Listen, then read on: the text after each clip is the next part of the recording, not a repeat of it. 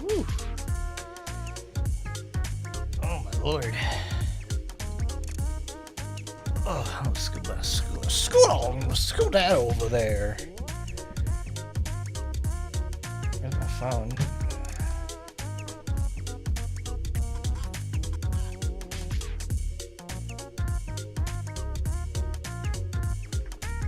Oh, that's good.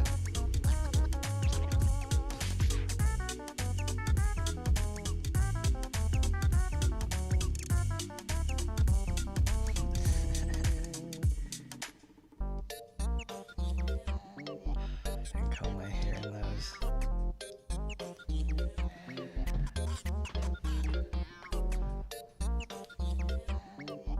Let's do it. Gotta turn that down. I keep thinking it's Funky Road, but Funky Road is something different entirely.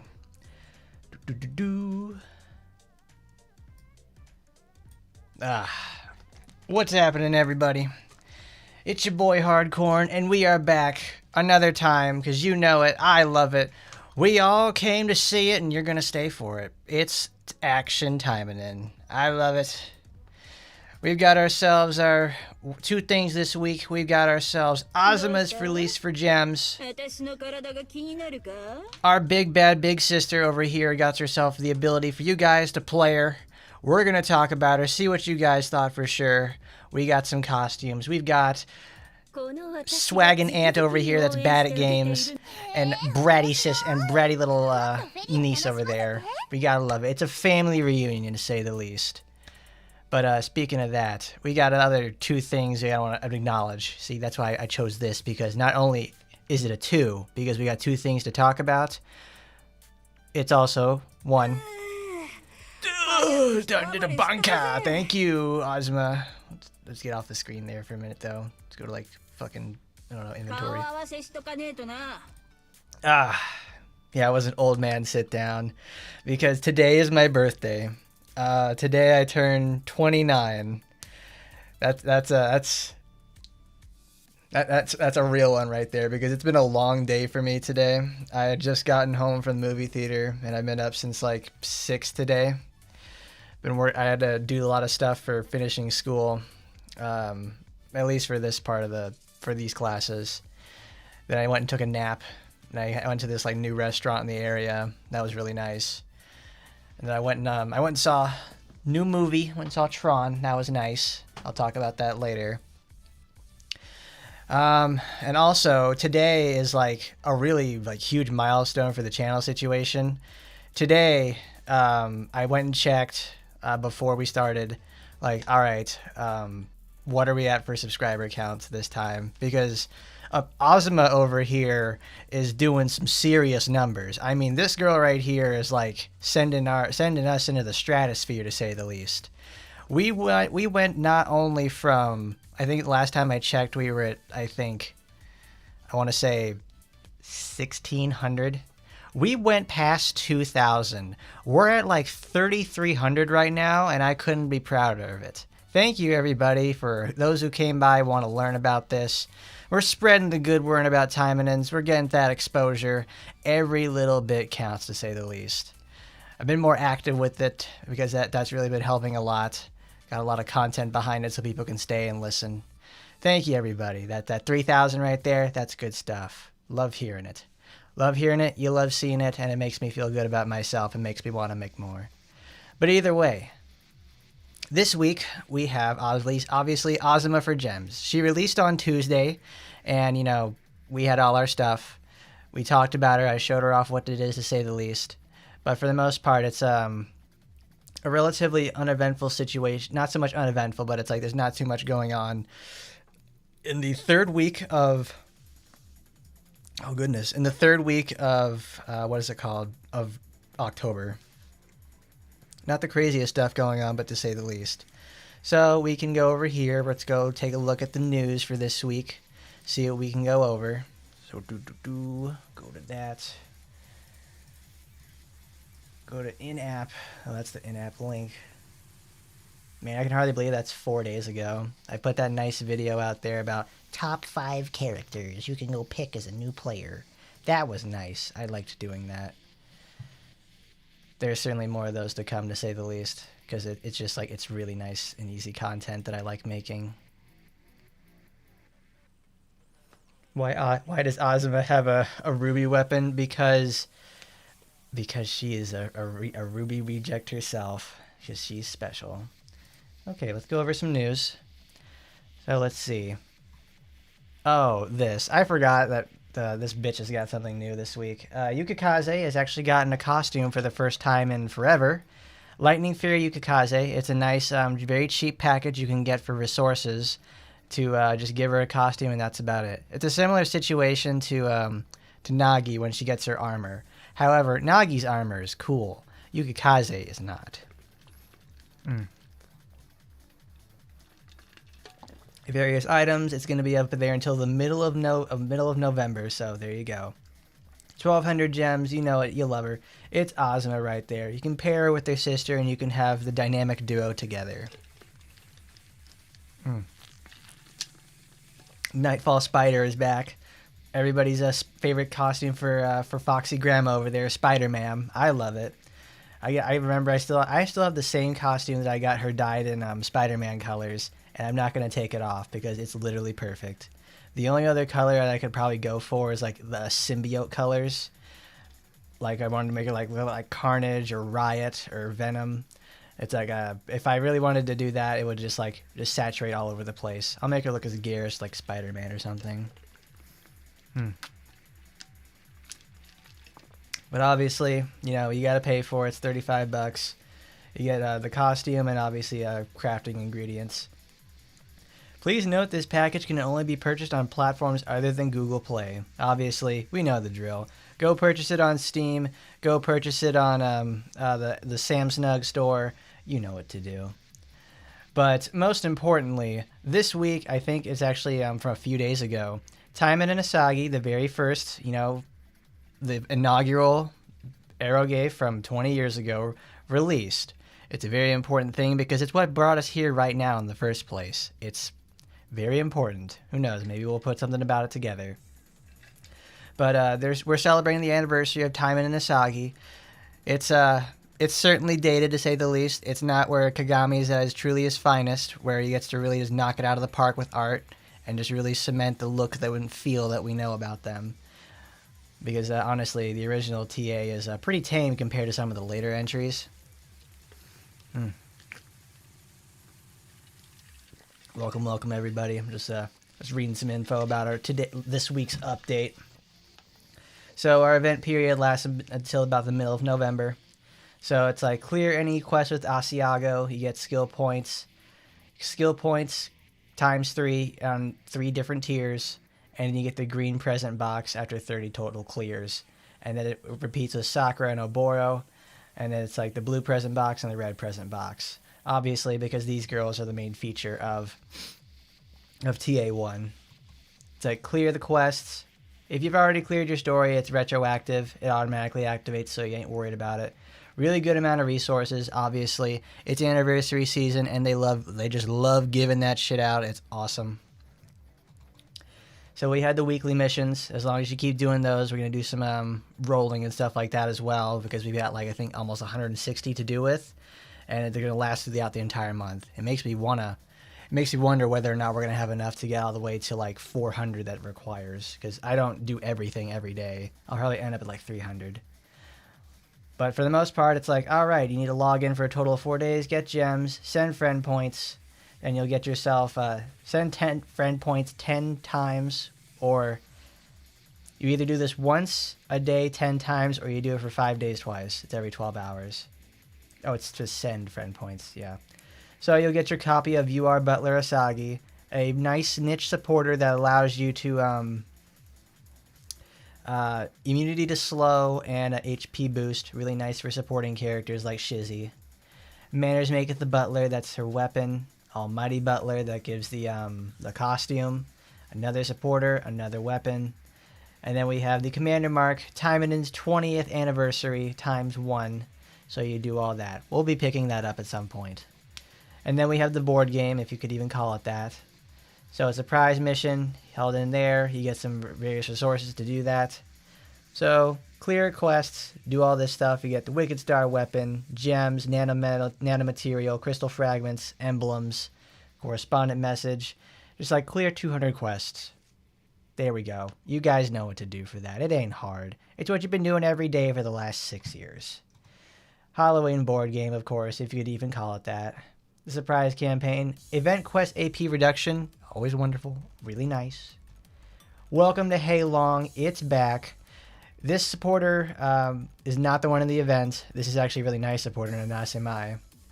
We have Kasumigo Karika. She's the one that actually has a nice, not material, but a nice supporting feature. In I think she's blue. No, she's in red.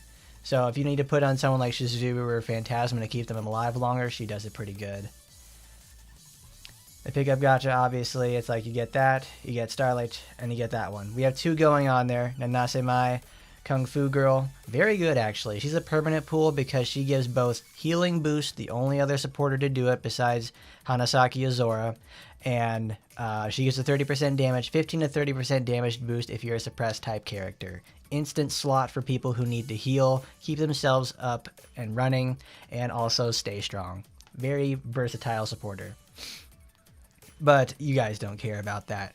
What we really care about here is Starlight Chaser Rinko. We'll show that off today because I got the one copy from when we all worked hard and got ourselves the 150 million points needed. Because Starlight Chaser will now be added to the list of other pickup gachas in the premium rotation banner, so it's permanent. And the Starlight Chaser can be bought from Shop of Desires. This is now a permanent pool weapon. This is actually the renewal weapon for Rinko. I guess they really were just holding on to this until anniversary because, you know, obviously people spend lots of money here and want to pull for it. So there you go. We get costumes that come back. Halloween 4. So we have Oboro, Asuka, Shizuru, and Lina. The gang's all here. If I honestly would say it's like Oboro comes out the best with her costume. Shizuru, Lina, and then Asuka.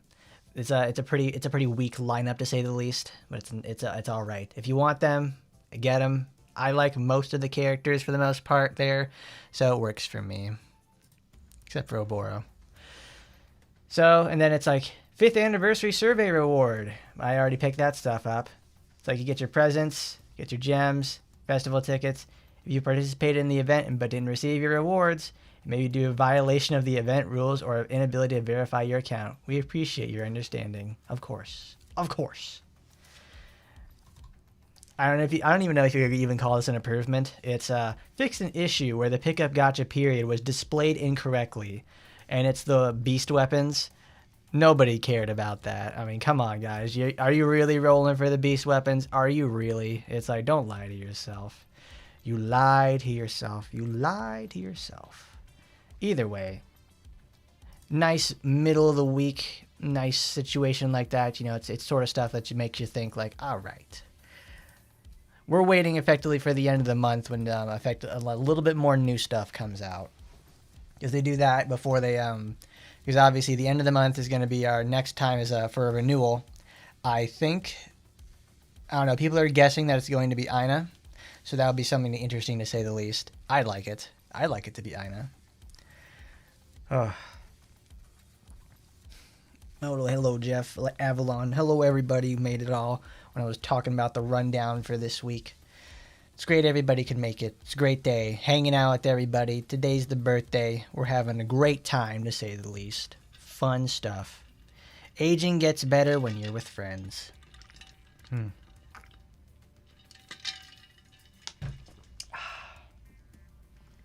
So let's go over here to some weapons. She's so loud. She is so insanely loud every time. So we have ourselves a very Merry Christmas. We have the 5th anniversary weapons crate. I need to pick that up, obviously, because I haven't used it yet. Weapon upgrade box. Let's clean out some inventory first. Oops. What? I can't use multiple of them at once? Damn. Okay, I see how you are, Rinko. I see what you're doing here, girl. She's so short and yet so stacked. That's Aina for you. The absolute queen of time attack, to say the least. Ooh, wow. Nanomachine Blueprint, Mirage Crystal. Oh, they're just giving it away. Might as well give it away. Oh, there ain't nothing in this house worth fighting over. Clean out my inventory. There's no time to waste. Just give it away. Let's go to my weapons. It's Rinko, so she's going to be at the bottom because he's an early character. Ooh, need to consolidate those. There's my Sky Edge. Making me work for that one, to say the least. We all know Rinko's a working girl, to say the least, but I don't know. She's making it that much harder. Yeah, this is, I think, we got this, I wanted to say, in April or May, because this was here before I went on vacation. And let me tell you, it's like, ain't nobody using this. Kocho Ranbu, again. It's like, no, it's not again. It's, Gutan. It's the Gutan Bullets one. Her greens. That's the one that nobody uses. Her red's even worse. This is what we're looking for. This is cool, though. It actually has, like, an animated feature on the sheath. It's cosmic right there. I love that. It's really nice. I know it's just literally like, you know, a picture of space, but they put it on like they just make it like a motion graphic for on the sheath, but it looks so cool. I like that. It literally is just Starlight Chaser. It's nice. It's a nice looking weapon, but it even has a nicer effect because whenever I use a skill with Roll Rinko right there, a meteor falls on 5 enemies at a 25% chance, dealing damage and increasing skill damage by 20%, and you gain 3 seconds of super armor every 20 seconds. So this will max at 50, and it'll max at 40. So this is obviously everybody picks Shosu because it makes her strongest skill cast twice and gives more skill damage. At max with this, you take a 4% skill damage hit. That's okay. That's a negligible amount. And the fact that it's like every time she uses a skill, she has a lot of low cooldown skills. With the stipulation of just using a skill in the first place, it can be anything that she has. So she can just go around, zip around the first place, use her finisher skill, and just like, all right, she goes from a 1 in 4 to a 1 in 2 chance to just like drop meteors that are like no joke. They're just like, she's just gonna finally start actually whooping some ass for the most part. Finally, after literally 6 years, Rinko gets a weapon that isn't total crap. And it's honestly a welcome sight for her. She really needed something like this because Meteor only does so much for her. She gets interrupted at every step of the way. So let's let her have the ability to just call some meteors, send them down, and just flatten everything. It's been a long time coming, and I'm very happy she has something like it. Finally, I can retire my Shosu. It doesn't have to be just a stat stick for Azusa. What's up there, Max? How you been? But I can see why you guys would want to run Butterfly because it makes her faster. It resolves a whole lot of things better in the first place. It's just like the better tool in most situations. I love it I love this so much because it's like it moves and it's like it obviously displays the graphic like a cross. It really feels like it's a portal to somewhere else. Like she's actually quite literally does what she does in her ult and just tears a hole in reality to somewhere else. I hope they integrate that effect more often into other weapons. See, now this looks great. Love it. Because I was going to show this last week, but last week was not good for me. This is a better time to do it because Azuma's for gems. I don't want to use this. I was going to grind that up anyways because it was a better way to just do that. Let's try and roll. Let's try and get rid of this Well, we need to clear out some stuff. どうした？なんか見 She's せたいもんでもあるの she, か？ you're so loud, Azuma. Use your inside voice, girl. Come on now, baby. There we go. Let's use 12 tickets. Let's be irresponsible. Because it only pulls from permanent pool anyways. If you like the meteor, yeah, because it actually makes Rinko pretty formidable for the most part. Because before this, before her meteor sword, she her best weapon was a extreme hyper limited that has only been run a total of like 5 times across 6 years. So if you didn't get it, you didn't get it. Now that this item that she has is a permanent pool, you can pick this up about any time that you get one of those tickets from here on out, and you can also roll for it too. It's very, very good. If she's using her inside voice, I think I need to turn this bitch down. You notice, gonna 7. Let's put you to 5, girl. You've been too loud.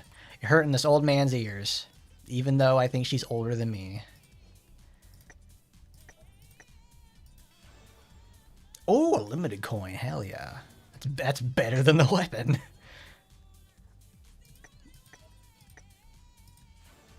Lying down 3. No. Yeah, her new costume is like not that. I like the magical girl aesthetic. I can get down with it, but I don't like her. You see where I'm going with this? I hope you do. Magical girl. This was a nice video. I liked doing this because it's if you can't explain a character, like all 5 of these characters in there for like 90 seconds, like come on, man, you can do it. I believe in you guys. It's like if you can't just describe your character the way that they're good in like 2 to 3 sentences, it's super worth it. Well, my birthday was nice. It's been very busy. I've had a long day. Because after this, I'm probably going to go to sleep so I can go wake up and go play Magic the Gathering after I do my chores tomorrow. Because the other day, I opened up, like for my birthday, my friends got me a Battle for Zendikar box. Let me tell you, boy, that was great. We didn't get anything like Kozilek or anything like that, but we got Void Winnower and the red-green Onmath from there, which was nice. I'm like, that's great. Because now I also have a bunch of Eldrazi, like colorless, like general Eldrazi I can use for my my Kozilek deck, which I'm really happy about. It's fun. I want to make a video about this because it's a package weapon for 5th anniversary. Let's see.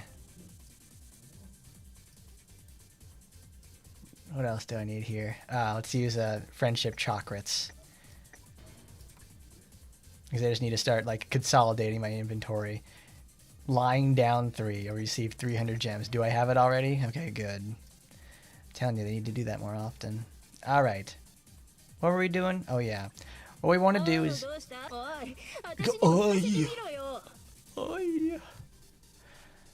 Oh, Starlight Chaser is 140. Do they do that I don't think they do that very often, to where they have just like the specific weapon out there. No, I think they do, because like every time they run like the pickup or something like that, they have like with this it was a selector. Yeah, a selector and the weapon right there. It's the chase item.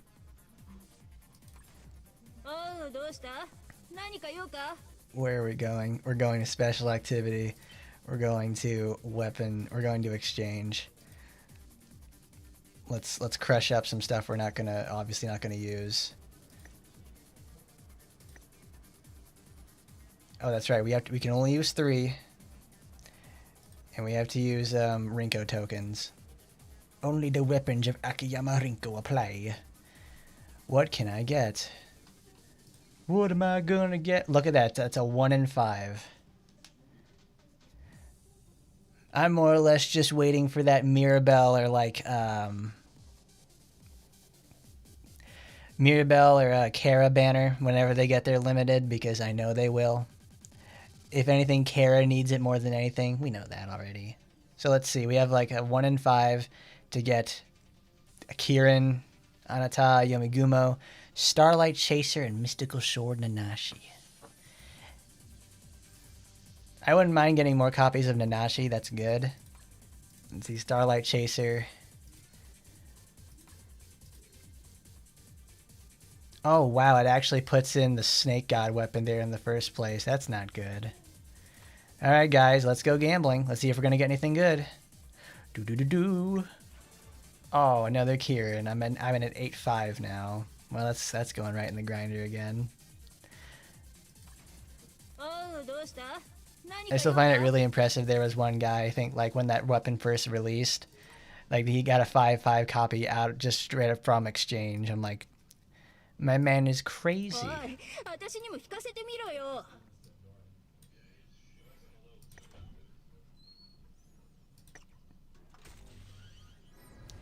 All right, what are we gonna get?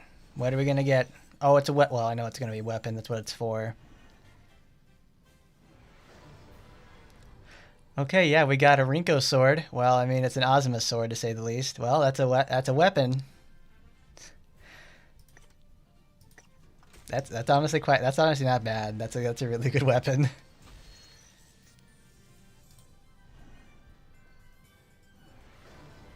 Oh, I got another copy of Hawiya.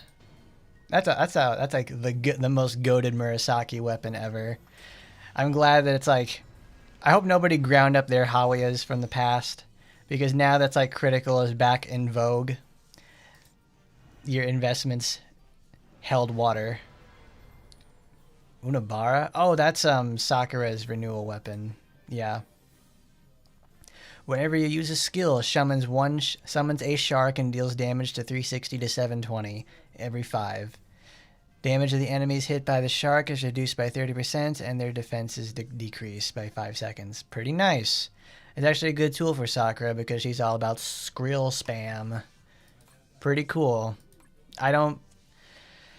Man, I can't remember the last time I actually said to myself, yeah, I'm going to use Sakura in like a legitimate setting. Every time I use her, it's just so that she can like get the crap beaten out of her by enemies so I can do solo attempts.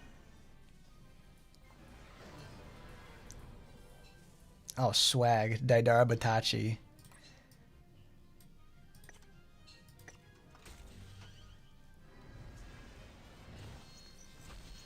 Alright, we got 5 weapons. What's it gonna be? Another Hawiya. Rosetsugane. Crystal Heart. Okay. Another one. Coronet of Supremacy. I have not seen that in 3 years. Huh. Legitimately incredible. I'm getting Kurenai gear for the first time in literally years. You know, I almost forget about Kurenai sometimes, but then I remember it's like, oh yeah, she's one of my go-tos for just she's one of my go-tos for just saying, I need you to suck up enemies and also deal insane amounts of penetration damage to enemies. Like whenever people are like, oh, what are you gonna pick for like something to do that? It's like, dude, just pick. You just get the renewal. You just get a 1/5 copy of a renewal weapon for Kurenai, and you can just clear everything. All right, what are we gonna get? Here's another Fiverr. Put that shit on Fiverr because we're gonna get paid, boys. Another Daidara. Muken, that's another. Ooh, Sagi gear. Shikabane. Goddess of Love, that's like the only one that I've ever gotten. And Silver Paladin. Damn, that's a sweet ass effect.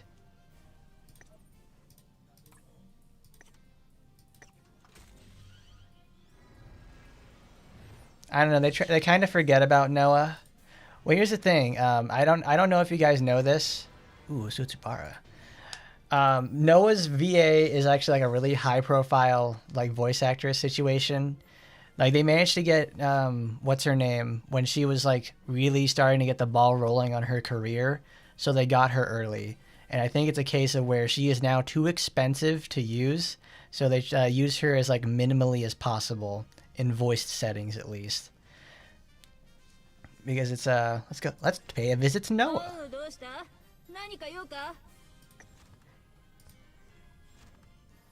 Give me something to believe in, baby. Yeah, Koga Oi. She is a she is a certainly charges a lot more than this game can handle. It Chimera.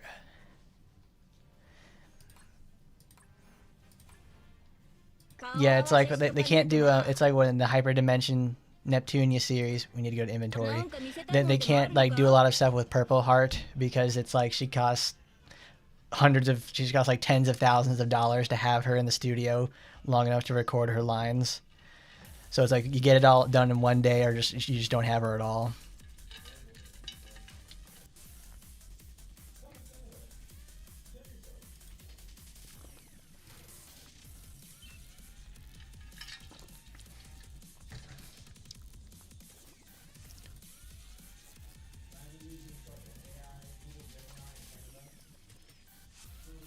Yeah, it's like he plays the guy in Yagami Yakuza Judgment. Exactly. It's like we can't afford these guys.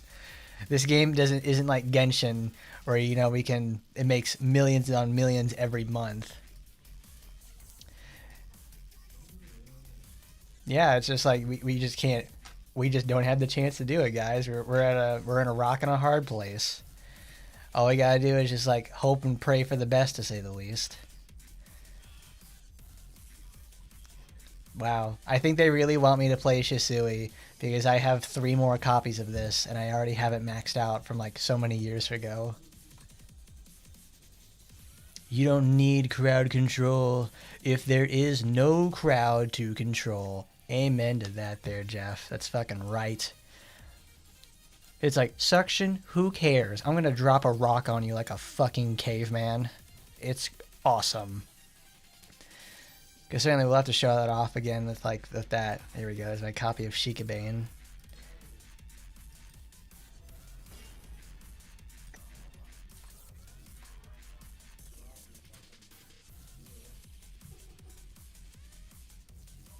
God damn, that is. I just can't get enough of how good Nightfall is.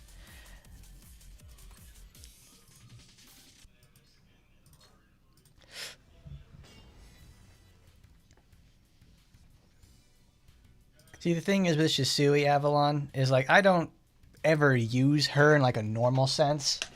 She's my anchor for arena because like using her in like just farming for daily missions and stuff is way too slow. Emily's just the better choice all the way around for that. Like I just leave Shisui alone and I either win or lose because it's the arena. Who cares?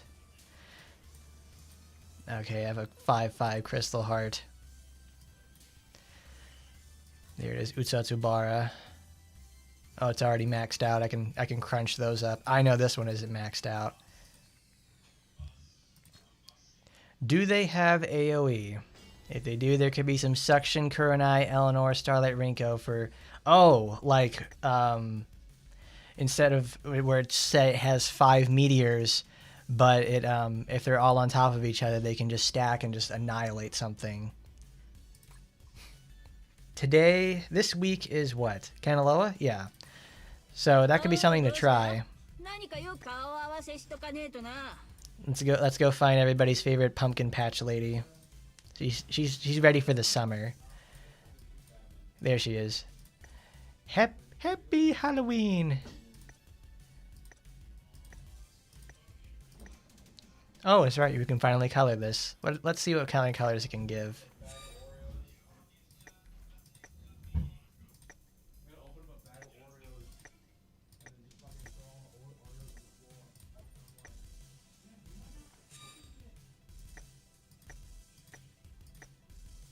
We need to get some nice dingy and dirty colors for this.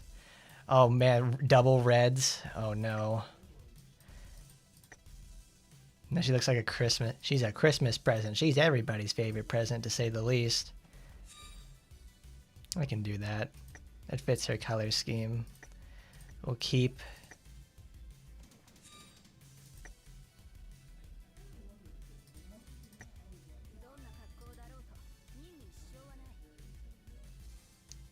How do you build Inage? You have a lot of resources at hand. She's very resource intensive. That's not, well, I'll say it this much. Whenever someone says resource intensive, they almost always will mean bad. But she's resource intensive in that she has very low base damage and she needs very strong gear to get her going. Like we'll just go over Foxy Grandma a little bit. She's over here. Please. Please. So she wants to be 81. That's not even a question about it. You have to get her there in the first place because she needs power release. Because she needs the super armor to get all of her skills off in the first place. And she gets it and allows us to get soul stacks very easily. These give massive buffs and last a long time, and you can cast it a lot. It's very imperative that you get this because nothing else will work for her. Without this, you're not going to get drifting illusions. You will fuck up the cast for shattering blow. Smoke fan will be too slow. Cheek clapping, same thing. Shadow blink, hole puncher, you will never be able to get through the entire thing without taking a ton of damage.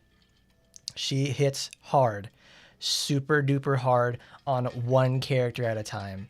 She has AoE with like drifting illusions, the explosions from smoke fan, smoke cloud can do that. And then there's thunderclap. It has like the palm burst, but it's like a very limited AoE. She also has restoration tools. Also, I don't know if I mentioned this to you guys when it finally happened. They fixed this, so it actually works correctly. Like you use restoration smoke, and when you're near enemies, it will heal them. I'm so happy that my Foxy Grandma can actually live to her fullest potential now. You build green, you get criticals. Like her critical setup is gonna look something like this. You either use her limited weapon, which is honestly just okay at best. It makes everything critical hit every time, but I wouldn't put it past it. You get out Crit Cat. You get out the super high critical hit modifier that is called Tepgain Kaoru, who's been there from day one. And you use probably either a third, no, you need the 250 crit modifier. So you need something like a third to either raise her base damage or anything like that. You use like Chujo Nano for something like that, and you build critical hit rate. So then you go to like right there, Nether Breath for Yamaraja because it's critical damage on an SR. Yes, the lower stats for an SR do hurt it a bit, but that's what Enchanting's for. Because their alternative choice is obviously Divine Sensor, or where is it? You optimally would want this because it consumes a particle, but it always will crit, so you can actually build less critical rate and more critical damage. And then it's like, as a healing effect, which is kind of pointless. But always making the first hit deal critical damage and the second hit do it as well. She can deal tens of millions of damage super easily because that's all she's about. Foxy Grandma is like an absolute crit queen. And if she has someone that can like reduce defense even further, like Tokiko, or someone that can keep Tokiko and Shizuru, Phantasma, those three together, this old bitch will tell those young girls how it's fucking done. And that's how you build Foxy Grandma. There's not much to her. You just need. It's very obvious that like you needed to. I have the 5/5 Crit Cat. I have Kaoru. I have another critical modifier or another melee booster. You need the SR weapon, which is easy to get. And then it's like, then you have a bunch of like other stuff you need to get to, like your Magatamas. That's what I mean by when she's resource intensive. Because you need all this to make her as usable as you need all that to make her as usable as someone like 75 Azuma, or even someone like Spinel or Tokiko, who can do much more with less.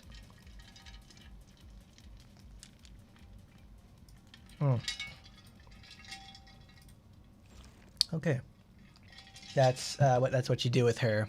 She's a more advanced character, to say the least. Okay, so with that, we're gonna go over what is it? Not Yumi Midori. I want the weapon. Give me the weapon. I want Starlight Chaser. Whooshing.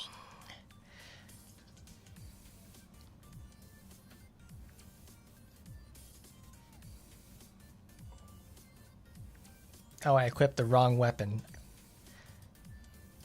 I'm like, penetration. It's like, no, I want that. There we go. Yeah, but it's just that's it. Foxy Grandma's whole thing is she does not have the best AoE ever. She could certainly do a lot better, but you need to be a bit careful. That's just it. So let's see. We want to get the most out of Rinko's sword in the first place. So we need a lot of low cooldown skills. So that means we're obviously going to be taking Violet Slash as much as possible.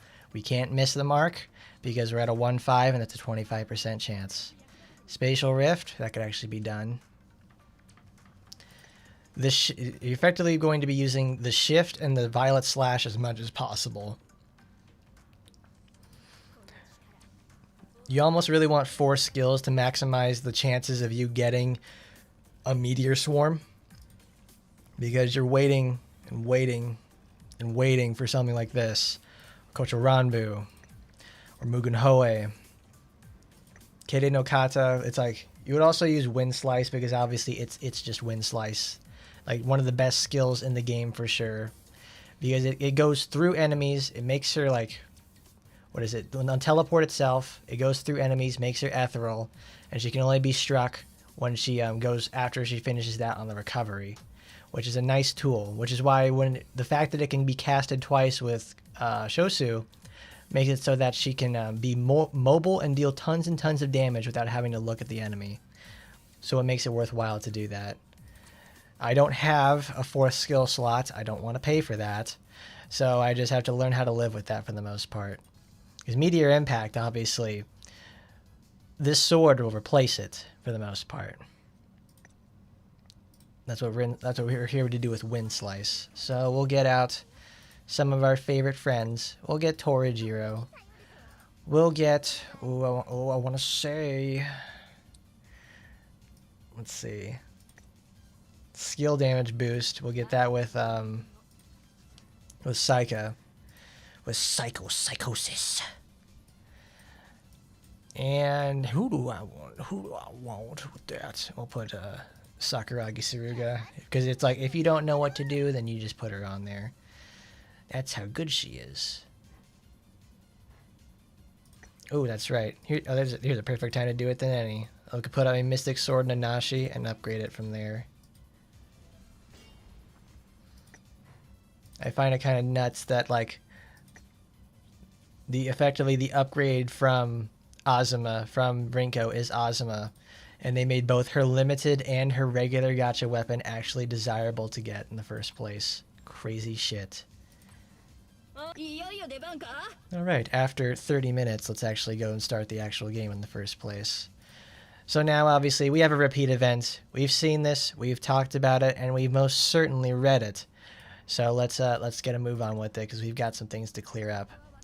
So what we were trying to do, talking about earlier, was the fact of this fires 5 projectiles at once. How can we make this?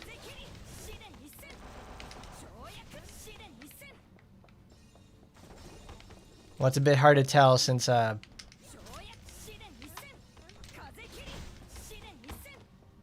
my goodness, look at that. I think they are constituted as skill damage. And look at that. That's devastating stuff right there. My goodness.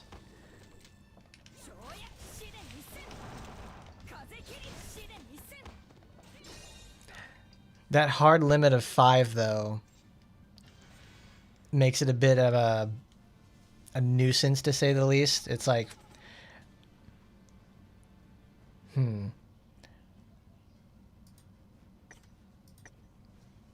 Because now I'm thinking about it as like, those meteors themselves are like 5 individual projectiles. I don't think it will call... I think it probably scales the amount of meteors to like what's there, so you probably only get 1. We'll try it on like a 1v1 boss situation, because that'll be better for it to see. I mean, at a base level with 25% chance to do it, that's really good.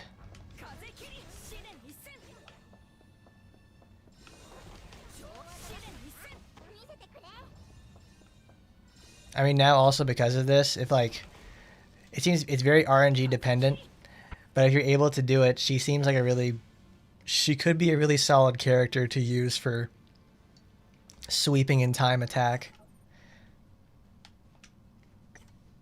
Because she has like a nice on-demand screen-wide nuke. But it doesn't look like it has, the meteors have AoE. Like, they're just like singular projectiles that don't explode, to say the least.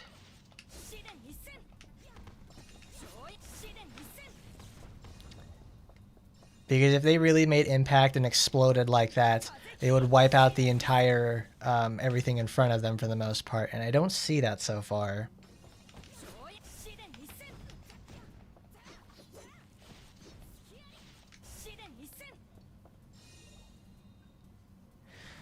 Oh, that's right. This is the funny Nanase Mai I'm fucking invincible event.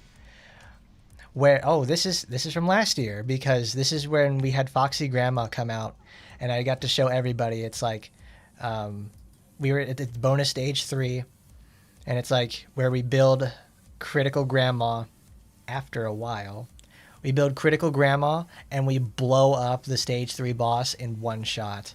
Because obviously, if you mess around and you just fuck up the, I'm not going to be able to do that, then Nanase Mai gets a like 70 to 80% damage reduction from all attacks, and she's just like, okay, you're just going to lose now. Congratulations.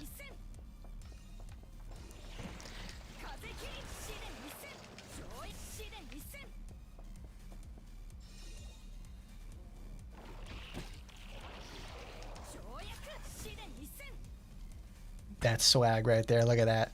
All pro.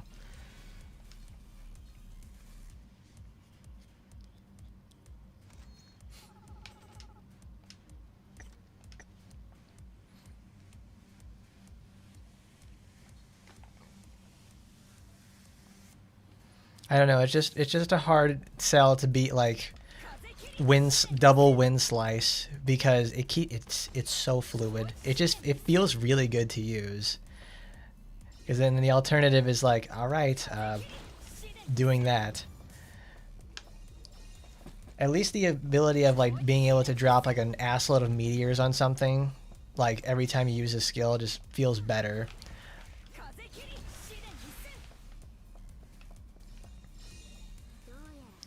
There it is. It's in a book. It's a reading fucking rainbow with her.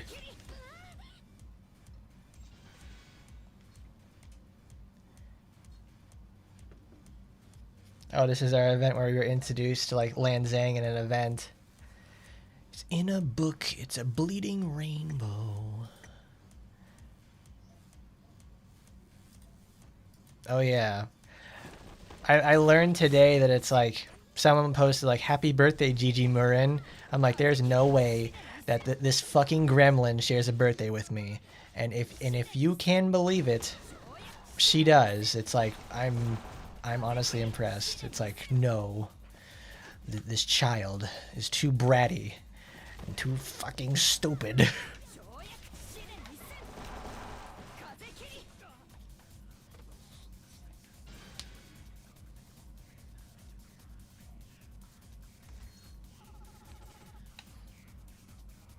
Oh, 100%. It improves the feel for using her in general content, because before Meteor Sword, she lacks like meaningful. No, she has good AoE. It's just the fact that you had to wait like forever and a day for it to come back up, and her slow basic stream does not help her. Does not help her sexy ass.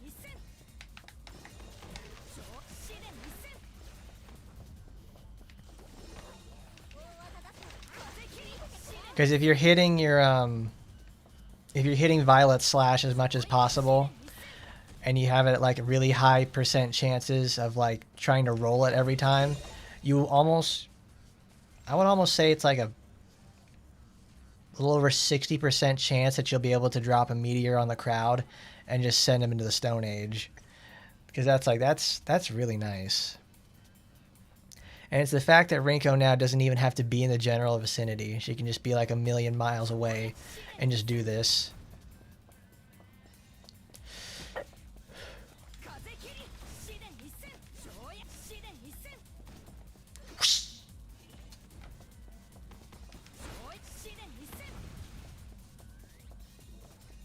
Oh, for our friends of Senran Kagura, the Senran Kagura page posted a new what do they call that stuff? A promotional tweet about, oh, wait in 3 months, guys.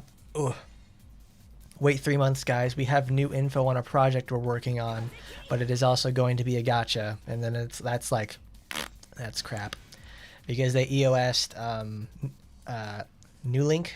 Yeah, well, New Link was not very good in the first place. I remember when that came out. I know I've talked about this before, but I love talking about it because it's not that great. That is when Kengoku Academy came out, with the latest entry in the prison series.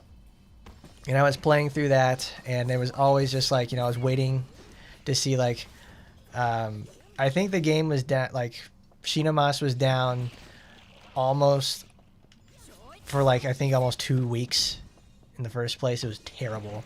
I think when I actually got to finally play the game a total of 1 hour across 9 days almost, it was not a lot. And it was not worth your time enough, to say the least. This, however, this was better. Because I remember it's 2019, I'm playing this, having a good time. I was, I wanted to play Shinomas, and that didn't turn out because I was tired of waiting. So when I heard, okay, one of my favorite franchises ever is now getting a gacha game, okay, but it's actually you can play the game itself. I'm like, that's good. That's gonna sell me.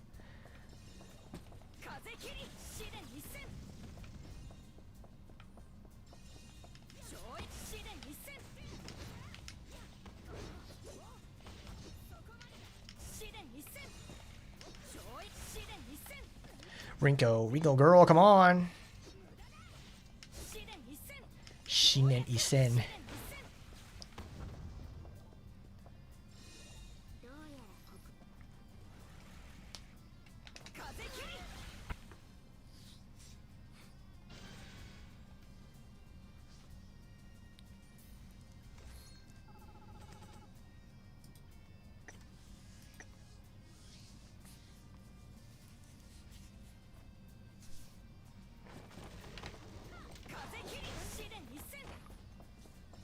This would actually be something to try, because now that it's this is also another bonus towards when they change the aspects of VR to allow for more the changes to critical resistance in VR.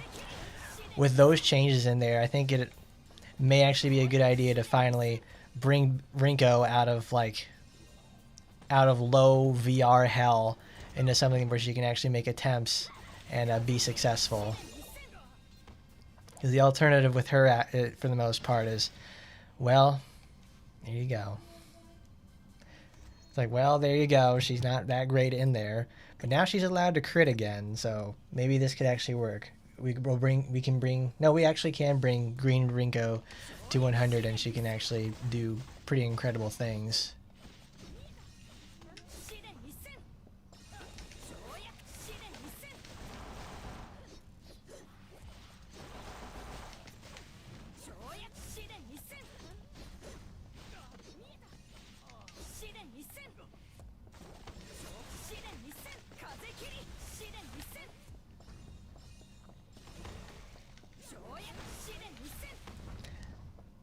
This is also just nice in general for the fact that I can miss an enemy and I don't have to be worried about it.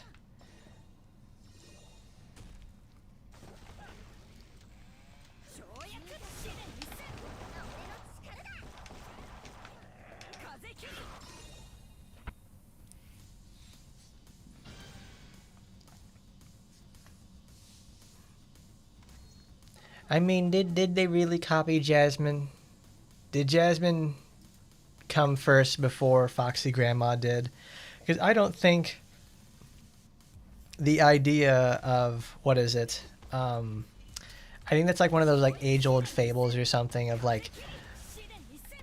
it's supposed to teach a person the beauty is in the eye of the beholder or something like that. Where oh, the beautiful woman turns out to be this old bag or something like that you would never even take a second glance at. But if you see things for what they truly are inside, that's what counts. Don't be so vain. It's one of those sort of things. But I guess that obviously Senran and RPGX took that to the extreme. And it's like, oh yeah, what if the old bag was able to take the sexy power and just like turn it on all the time, you know? Wouldn't that be cool? And it is. It is really cool.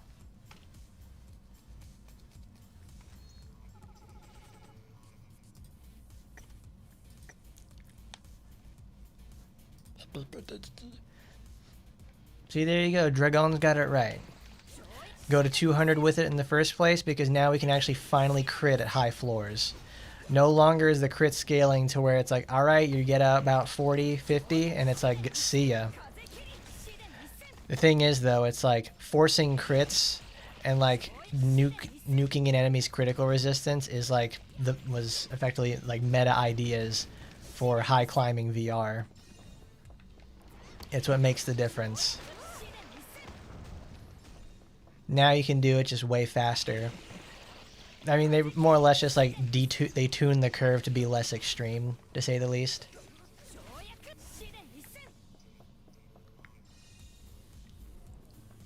Why must they go to extremes?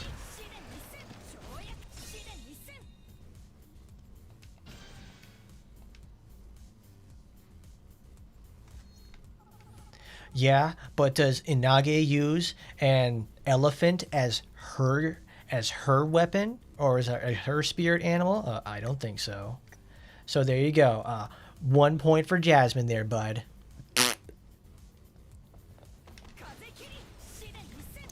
But either way, it's like, yes, I understand it's more than coincidences. However, Inage does. Jasmine wears her funny, poofy John Travolta pants, and wears disco gear. So it's like that's pretty cool. I bell bottom pants. That's it. Jasmine wears those, and I'm like, I always called them John Travolta pants because that's what I first saw them in was fucking Saturday Night Fever.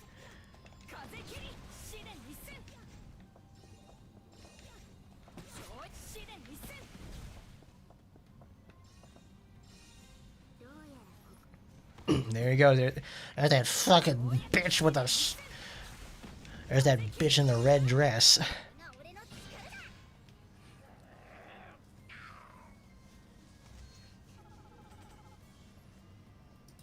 Why must we go to extremes?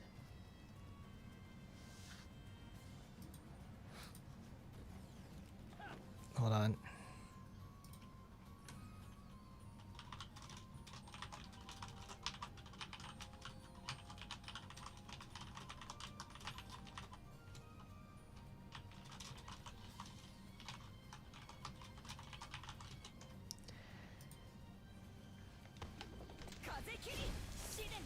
Bros are out here saying like this absolute Foxy Grandma slander. They're like, oh my, they ripped off Jasmine's Inage's a rip off of Jasmine. It's like, no, bros.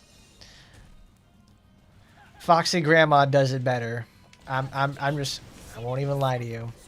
Oh, this is bonus stage. We're not doing that. Foxy Grandma wears it better. She does it better. It's like, come on now, bud. Come on now, bud. Don't even say nothing like that. It's like you are lying to yourself.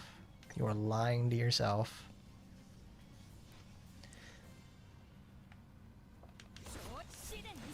Because let's see. From what I remember in Senran Kagura, Grandma's role is much more reserved compared to something like Hanzo's. Hanzo is like directly involved in many aspects with the girls in the first place because obviously he's the funny pervy old man. But Jasmine's supposed to be like, you know, leading the offensive with the girls against like Shin and the Yoma. But obviously that didn't turn out. Here's a really cool fact people don't talk about enough with Estival Versus is the fact that the final boss for the true final boss for Estival Versus is locked behind DLC. You get the ability to fight Daidoji, Rin, and Jasmine, and that's locked behind DLC. And it's like it actually has like, you know, story and content inside, which is super annoying and should never happen in the first place. But there it is. And it's actually a pretty tough fight. You have to, you'll be level 54, you'd be like high 40s to effectively get hits in on Jasmine, because she does not fuck around, and she just flattens like all the characters unless you're like learning how to do proper loops and stuff. And also parrying, that actually like makes a pretty huge difference.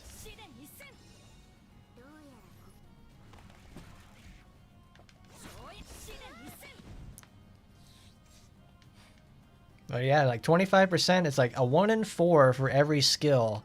And the fact that it's like, well, I said it earlier, is the fact that it's like you use your finisher and you use a skill, and then you have even like the cooldown reducing stuff in the first place. That you're using 2 skills every time, and you roll a 1 in 4 on them for the most part, which almost effectively is like a 30 to 33% chance to get it going in the first place at level 1. Just imagine when it's at like level 2, you're effectively dual casting Meteor every turn.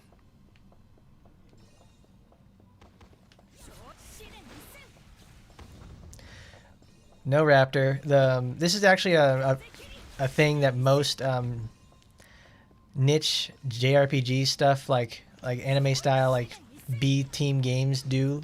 They do a lot of this stuff because they need monetization features to help fund the project, because they don't sell by volume. They sell by like merchandise and other nickel and diming stuff.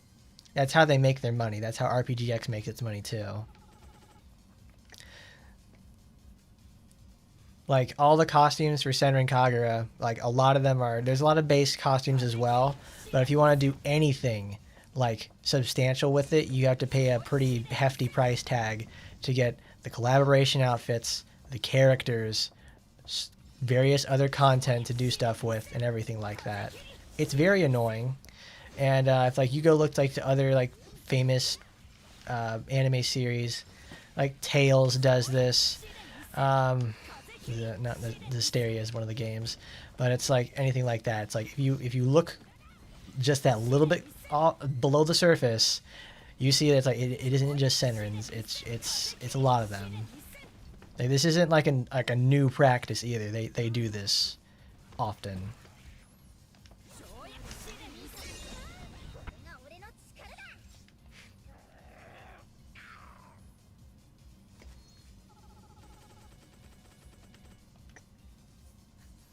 I remember I really enjoy Dead Rising. It's on one of my favorite series. I like 1 and 2 a lot. Because I'm very biased towards it because I grew up playing both of them. I finally got 3. I think about we did. We have an entire playthrough of Dead Rising 3 here on the channel, and that game is like a load of fucking crap. Like it takes. I understand both all the Dead Rising games. Like they have a very serious story and like a campy situation. Like, obviously is 1 is about corporate greed, and Carlito isn't actually a villain. He was actually trying to do the right thing because his belly was not full. But it's like they lean in more like to the, because Dead Rising 3 tried to take it like a really serious angle, and the DLC gave perspectives on all the other invading forces, like the military, the gangs and stuff, and a few other things. That was interesting, but it's like that game I did not want to replay at all. I like replaying 1 and 2 because they're actually fun. But what's it called? 3, I did not like that. I played 4. I played a little. I think I played like about 10 hours of 4, and I couldn't stand it. I never finished it. I think I got to the part where you're to getting back and doing something with, I don't know, go defeat some sort of psychopath at like this Christmas tree farm that you can do at some point, and like all of them are it's so easy. Like there's like 0 risk in the first place. Like, I don't have to learn the spawns for, like, specific gear or anything like that. I don't have to plan. I can just literally go balls to the wall and, like, run into enemies and just beat them to death. Like, that's like, it was too easy. I do appreciate that the guns keep getting better as the series went on. That's what it kind of needed. But it's like, the zombies don't pose a threat because obviously it's like the people are the real problem.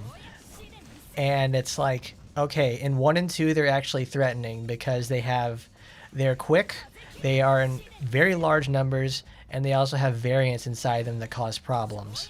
Like gas zombies in 2, that was actually a good addition because it made you start taking, because like at the end game you have to start routing your way around to like never touching the ground because you just get fucked up. In 3 and 4, the zombies are just brain dead easy, and there's even less of them now, so you don't have to worry about it too. I was not impressed. Come on, girl.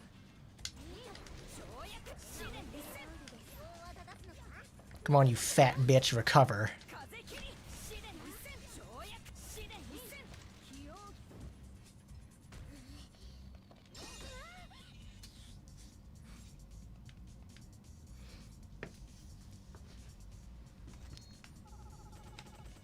Yeah, I just could never finish 4. I sometimes I plan on it, but then I also realize it's like 60 something gigabytes, and it's like I don't like it. Not my Dead Rising. Like they bring back Frank on purpose because do you remember Frank? Yeah, I remember Frank. I remember when the game released.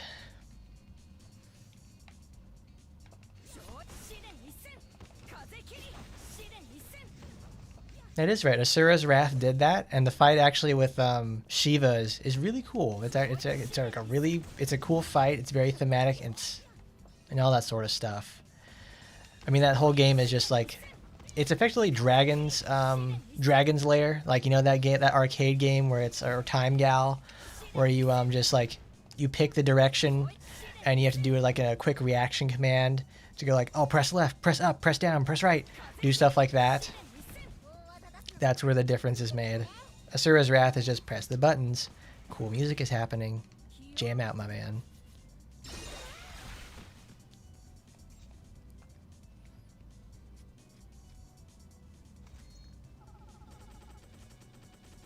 The only thing I really liked off the record, that was a lot of fun because it's like they made Chuck boring. Like they gave him like this stupid fucking family drama with his daughter, and it's like they obviously wanted it to be like, you know, Chuck's this like, he's got the everyman sort of feel. Like I would literally say like I see people like Chuck every day at work, so his design works. But he's also like, I don't care. I don't care about Stacy. I don't care about anything like that. I wanna beat up the zombies and have a lot of fun.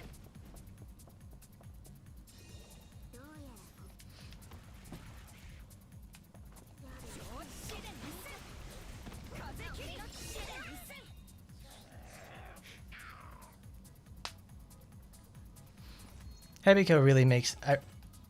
it's coming back to me now. I'm remembering, like, yeah, I remember describing to people, like, all right, this is a person who has buffs, and I think it's like she only has... No, she has the attack booster buff as well, so it's multi-layered. That's why you absolutely need Hebiko for this, because she will never... It's like one deep, so you can't just, like, remove it with a single activation. You need something that goes in and removes enough.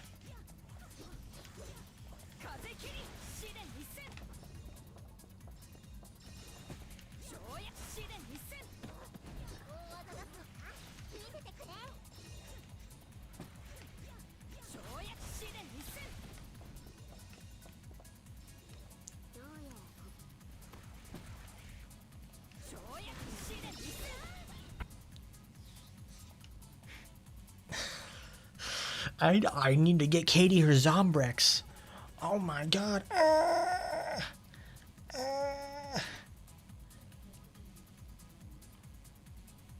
you end up finding like all 3 days worth of Zombrex like within the first 3 hours, and they're all right by the start of the game too. So it's like, all right, I've satisfied the condition. I don't have to care anymore.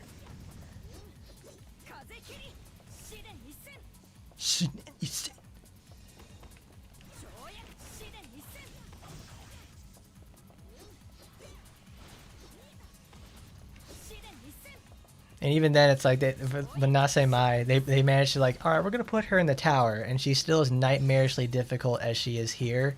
And now she has the ability to have even more defense, even more health. And it's like, you name it. She's just like, I'm the best.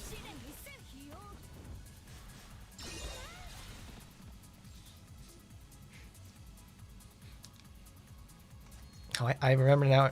I hated the sniper psychos for 2 and Off the Record. They are so much more oppressive compared to the ones for Dead Rising 1.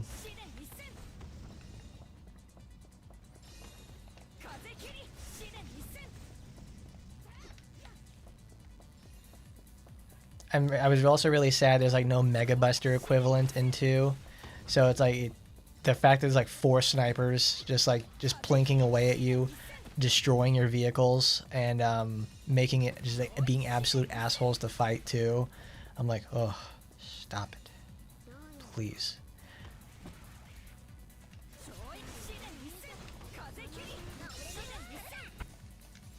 Fire water.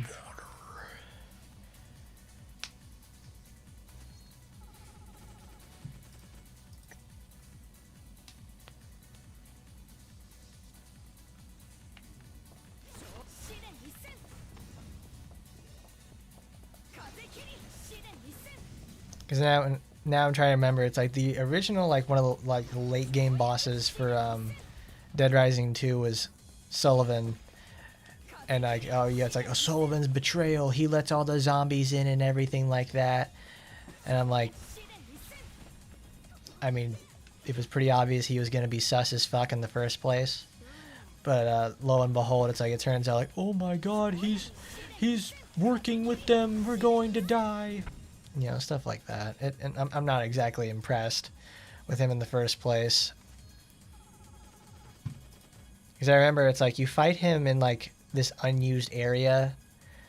No, not unused. You fight him in like, it's not Paradise Plaza. It's the place it's the one that's off of Atlantica Casino that's under construction. And you fight him in there. It's like on top of the rooftop area for it. And it's like that area got turned into Uranus land in Off the Record. So because like they made Chuck's love interest in 2 become like one of the main antagonists in Off the Record. I'm like, it is all around so much a better game, mechanically, thematically, design wise. It's like well, that's the thing about it too. That's like the first game where they used Capcom. I think it's like Vancouver, because you can tell it's right there at the beginning of the game when you see the opening splash arts for like, it's not like the Japanese Capcom Studio logo like for Dead Rising 1. It's the one for their Canadian studio, and they're the ones who've been doing it ever since. They get better mechanically, but it's like then they make the game, they lower zombie density, which is what I really don't like about them. 1 still has the highest zombie density in the entire series, and that was on a fucking 2005 release. It was, I think it's like 2005, 2006 release on the Xbox 360.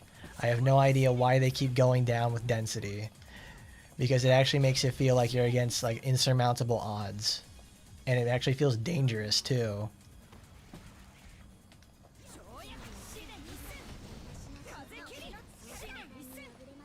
Come on, Anasimai.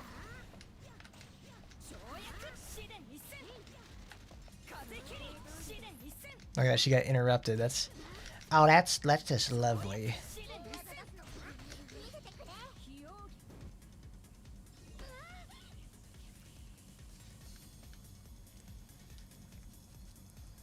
That's a game I really like a lot. Because that's also like, I think that was one of the first games that like I bought completely digitally.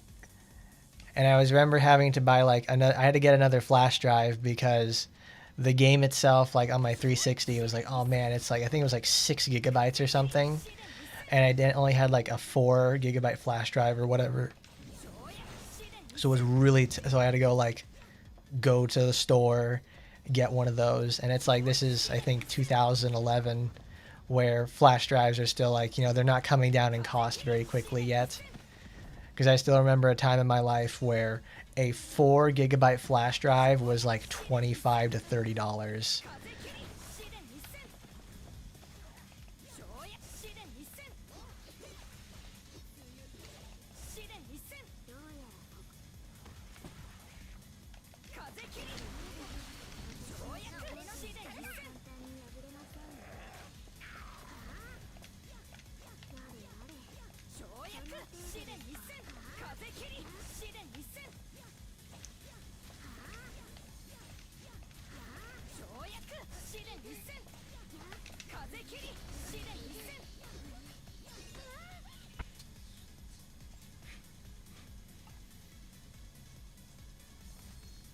Well, they also turned down the aggression a lot too of said zombies. Like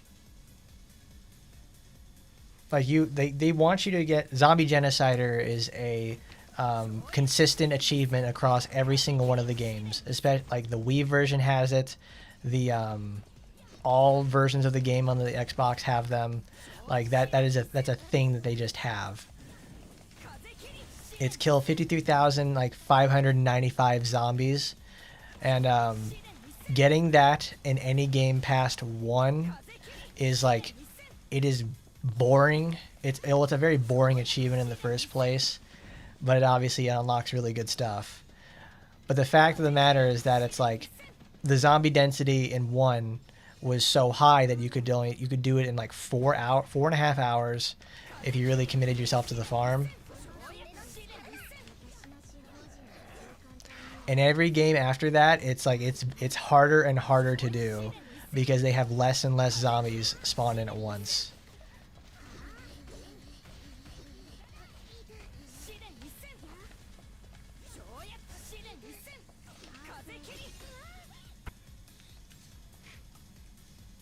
Which is something I didn't like.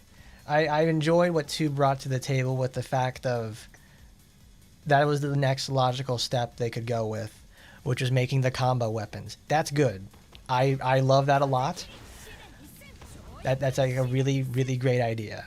3 made that a little better by having weapon families, so you could just use like more items to combine with, but they gave me less zombies to do with it. And they just made it like where I have to fight more people. And I'm like, no, because when you fight the people, they are too fast in some cases, or just like really aggressive. So these like this, you won't use slower weapons. So you just use like, it'll just be like Dead Rising 2, where you make knife gloves, the Defiler, spiked bat, and BFG, and probably a couple of other things, and that's it. Because everything is like too slow and too clunky to use in most like logical situations.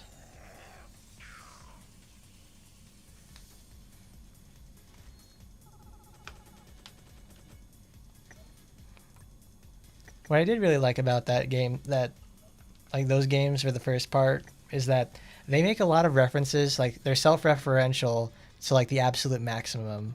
Like you have like advertisements for like various game series that Capcom like has the rights to, and like all their franchises. Like you get Street Fighter, you get Capcom, not Street Fighter, you get a Mega Man. I see like every time once in a while I'll see Beautiful Joe.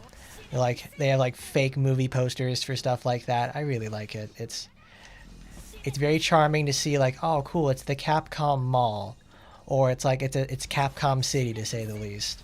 But they just don't do that. Because what Dead Rising feels like is the like the general layman trying to survive a zombie apocalypse. Like when Raccoon City gets infected with like the T virus or something, that is That is effectively what it would be like to be like a regular average Joe trying to find their way around and survive.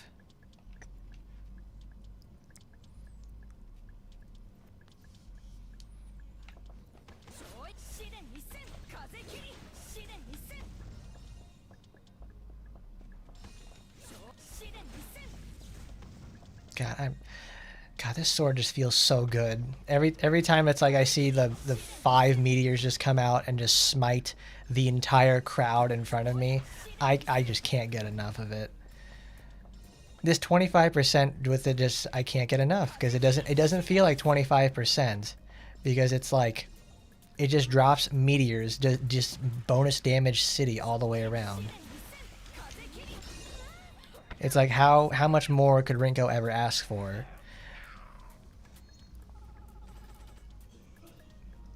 Because this is the sort of like hyper tuning that I kind of wish this is like they reworked her meteors to do this in the first place. Like call down an extra meteor or something like that. Like similar to Astaroth, where it's like, oh, she can double cast a meteor or something. That would be great. But in this case, obviously not.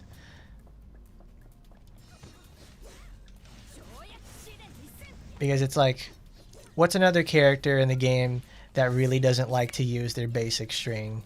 Because it's like, I have a feeling that's like Shiranui, because using Shiranui's basic string and like Chizuru's as well, they're too slow to be anything useful. So they have to like rely on their skills. Yet their skills are just outside the cusp of being like quick enough to constantly reuse.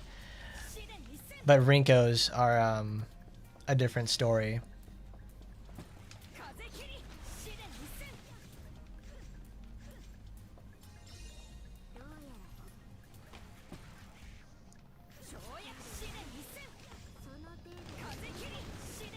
I missed her completely.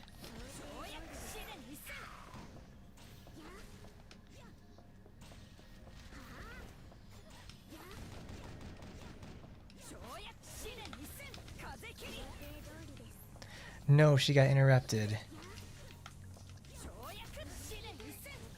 Ah, you bitch.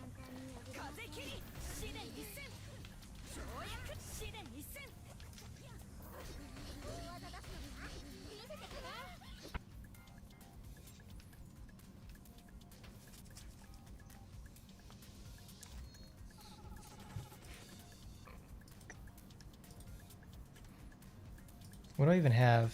Assist, damage of assist. That's another good costume for her. Oh yeah, this is coming back.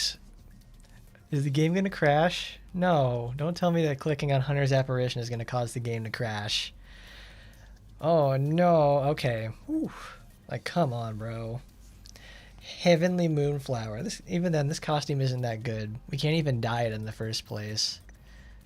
That's nice. Look at that. It took 3 years for it to come back in the first place. And even then, we still gotta pay for it.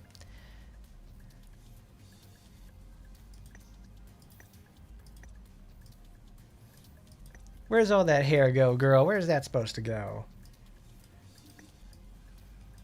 See, that's just like from my... Oh. Oh man, I just realized it's like all of my old shorts that I made using the old short system are now not considered shorts anymore. And it makes me kind of pissed off because I have several of those I made in the past. And now I have to re-upload them. And I really don't want to. Honestly, I probably should just do it anyways. Just be a good way to get the series back. I never noticed this though. So with Rinko, it's like they actually have deformation on the texture. It's not like an actual like the actual texture itself has creasing and everything to show just how hard the cloth is straining against her body. Like it's like super tight there, it's loose, so it's like trying to fit there in the first place.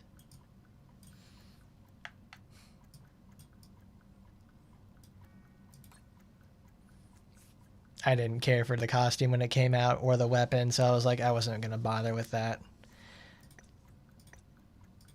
Eh. You put the helmet on. It's like, okay, that's cool. A gift only for you. You can take your clothes off. You can put them on.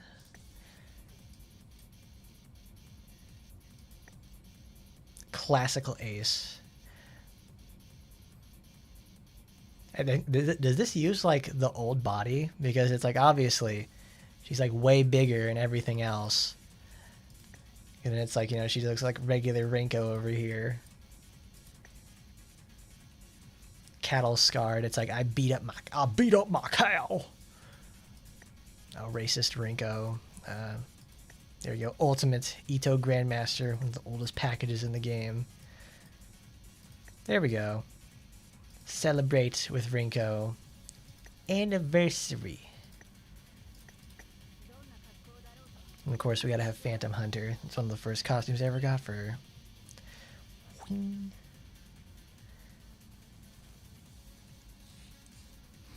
Because it's like there's several costumes that it's like have been missed. Sometimes it's like I just don't. Sometimes it's like I don't want to buy the golden pass. I just don't care. There's no reason to care.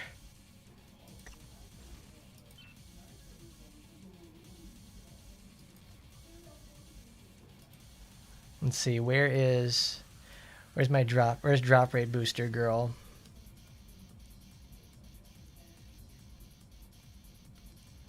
Actually no, we can synergize this together. Where's could it get? Oh no, she's already using it. She's already using it.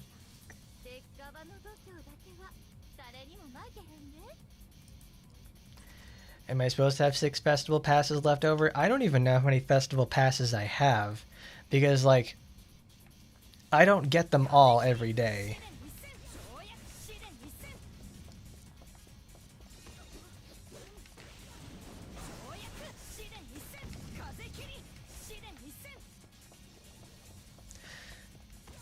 But no, you're right there, Avalon. But that Rising thing made me realize, like, oh, I should have probably just done that as like the next long form series for like the month of October. Then I realized, like, no, I don't want to do that. It's not it. I wanted to do Harvester, but I was like, no. I got a better idea, but it's like it's not going to be Halloween related. I'm just going to not bother with that. That way I have something for Fridays. Because like this, like I wanted to, because I think it was earlier this year, I wanted to do a playthrough of Elden Ring using the Rinko mod, and with carry and combo warriors. I think I did like 1 or 2 episodes with that, and I think I hated playing it too much, and I didn't want to do it again. So I just said to myself, like, I won't, because I don't really like Elden Ring. It's like I beat it twice. And just playing it normally is very, very painful. I don't like what it's got going on. The DLC was much better. I did not exactly like Consort Radahn. It was a tough fight, but I'm like, man, that was not great. That game could have been better, but that's the direction they're headed in from now on. Whooshing.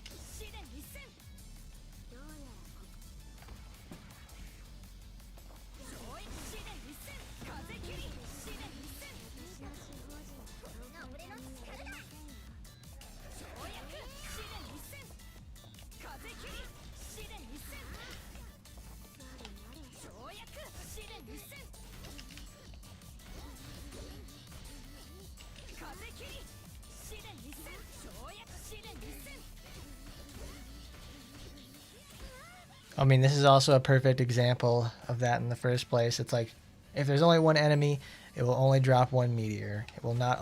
So it only scales to a maximum of 5. But then obviously, since we have good old Kanaloa this week, everybody's favorite punching bag, we're gonna test that. We're gonna test that wonderful theory about, do they have AOE? Because that means you could use Kurenai's suction, you could even actually use Rinko's suction in general to get that to actually work in the first place.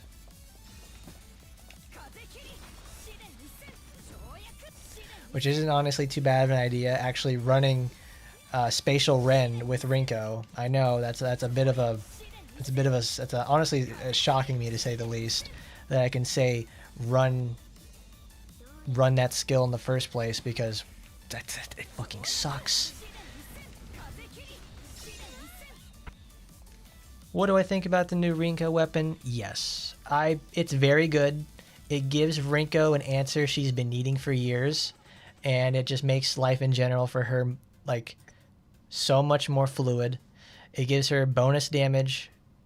Like, it's a nice weapon to have even at low levels, because it'll make farming dailies with her easier. It makes taking on harder content with lots of enemies even easier as well.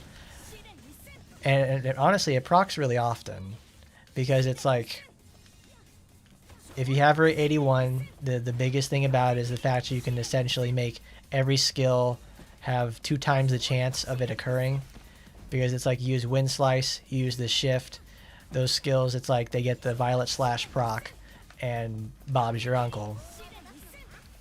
If it didn't proc on the skill, it may proc on the finisher or something. So there you have it.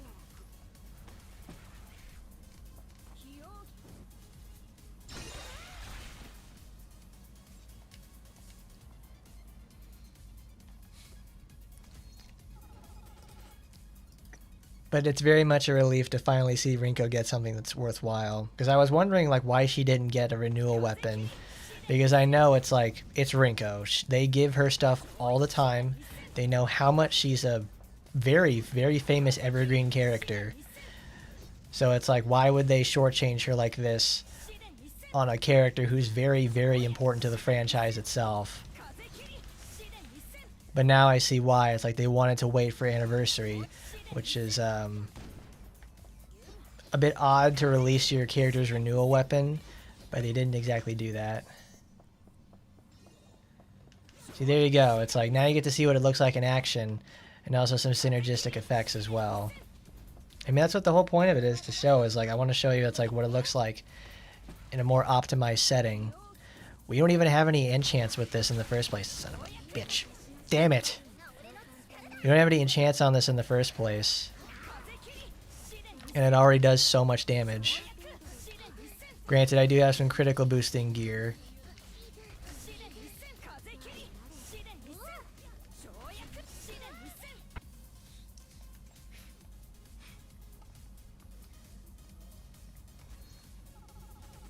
You know who else would also make a really good chunk of revenue if they release more costumes for her?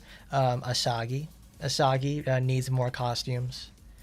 Her last costume was part of the Wanted series. I'd kind of like that. She's had some more, she's had some, nice costumes over there in RPGX. Really like them. They would be really cool in? They'd be cool in here. I'd like to see them. Christmas Asagi. Yeah, bring it back. That was last year's Christmas. Can you believe that also? That's almost been a year since then. I'd like that. I'd like a Super Demon Foxy Grandma too. That would be awesome. That'd be great. Make that a limited there, Grandma. Put that in the game. You know what also would have been cool? Making Kara good. Making Kara good would have been fucking awesome.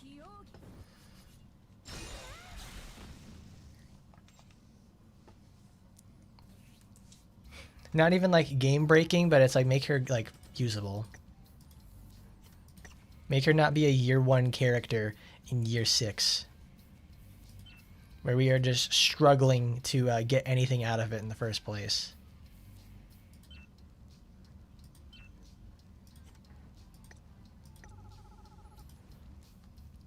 I don't know. I always find ways to bring it back to her for some reason, because it's like, they didn't have to do her that way. They just didn't.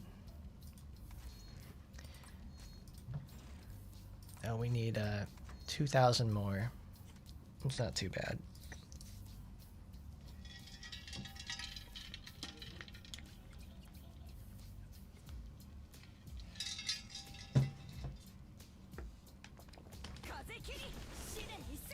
Well, we do actually have Oryx's Well, not the kind of orcs that we're used to. They use like a different design of them in the first place.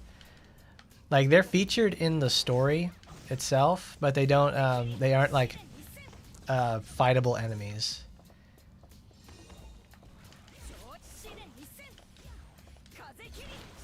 I mean, that's the thing too. It's like, it is disappointing how Kara plays. It's like, she has one good build. I'm thankful it's her blue build, so that means she gets to, you know, be usable in VR.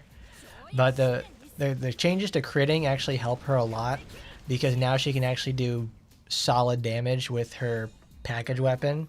But it's the fact I have to have it at such a high level. She has to be a high level in the first place, and like all kinds of stuff just to make her, you know, halfway decent. And then we have Azuma come over here, and it's like, yeah, I'm just gonna be fucking amazing. I'm just gonna be really, really good at what I do. Oh, leap slam. It's like, but I mean, it's the fact also that Azuma is slow. That's like one of her biggest problems, is that she's like too slow to capitalize on certain things. If all your enemies are grouped together when she uses her skill, that's really good. But if they spread out even like a little bit, like I'm talking like they get more than like probably 2 or 3 meters away from the origin of the attack, it's gonna miss, and Azuma just has to wait. Like that was really apparent last week with Spider, because with Spider, it's like, you know, all the enemies are really passive. They run around a lot. And if Azuma misses or her suction does not pick up the enemy, you waste a lot of time. Kanaloa is better because all the enemies are in super tight packs, and you can just use like all of her skills at once and just bowl enemies over with them. And also Kanaloa is so huge and stationary that it honestly doesn't matter.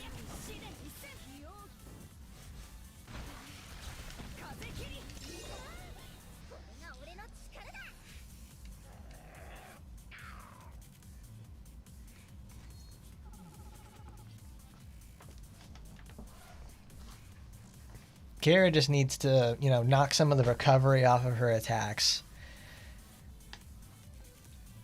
Or at least, like, give her the Noah treatment. Well, it's almost like the Murasaki treatment, at least at this point, is where you give everything in its mother super armor to make sure the attack completes. Because then her healing doesn't also scale enough to, like, counter the fact that she's taking super huge amounts of damage.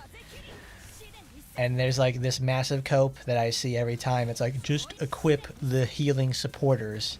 Kara is 100% designed to be a DPS. She needs somebody else to do that for her. Putting the healing supporter on her is just like, alright, I've conceded the fact. And if I get caught into an attrition, I've already lost. That's like, no.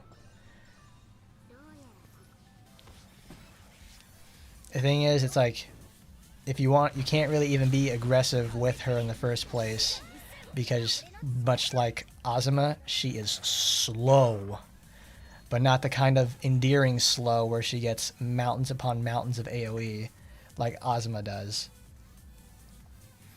Azuma gets the wonderful combination of being able to capitalize on situations she creates, which is something that Kara can't do.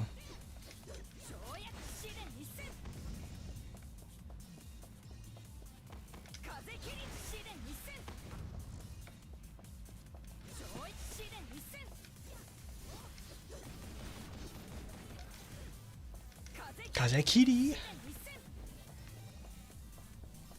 Kazekiri Shinen Isen.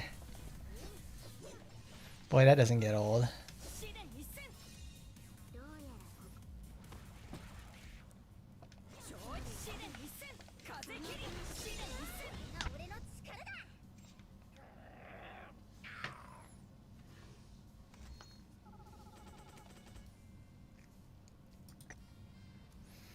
Is that enough? I overfarmed. No. Oh well.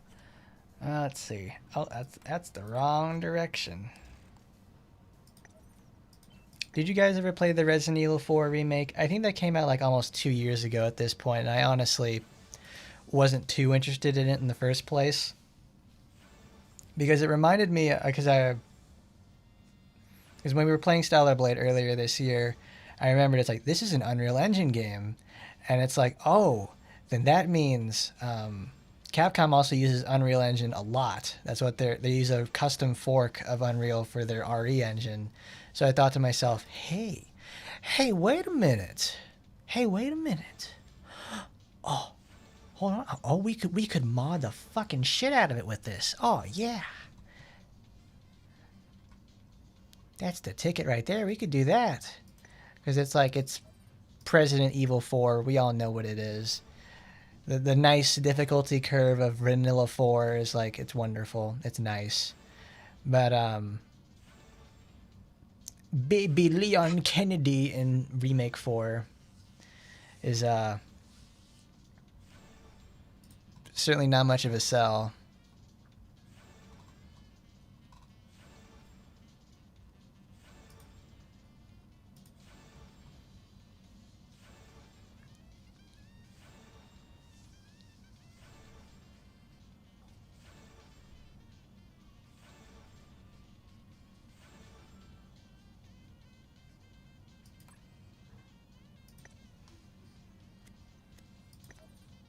You got old and not willing to change.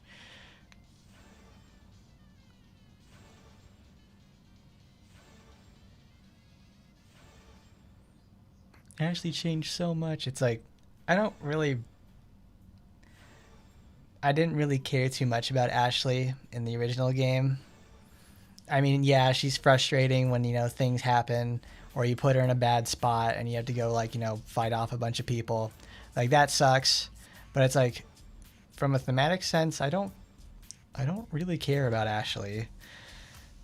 So whenever I saw people going nuts about like, oh my god, remake Ashley, what? She doesn't sound like Sandy Cheeks anymore.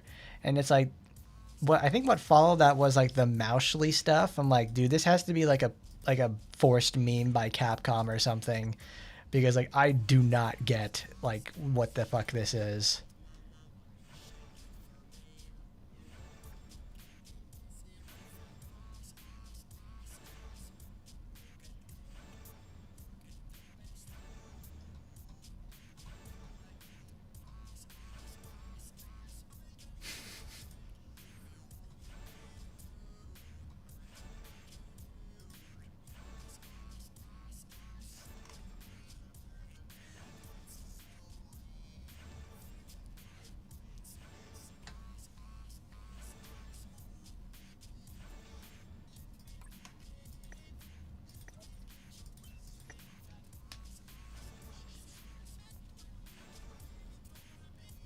I actually quite like the remake for Resident Evil 1. That was just a very nice facelift for it in the first place, and it played pretty nicely as well. That's like honestly like everybody's likes to have the contention of, oh, it's like the gold standard for remakes, because it actually is. It's quite good. It's a legitimate improvement in every department. I think it's like it only changes like it changes a lot, but it's like it really captures the dread and feel of the original game. Because I think like what that remake came out in like 2012, I think. It feels like so much. It feels so much further away. Because it's like I thought I remember seeing something like about it in like 2004, or like 2008, or whatever.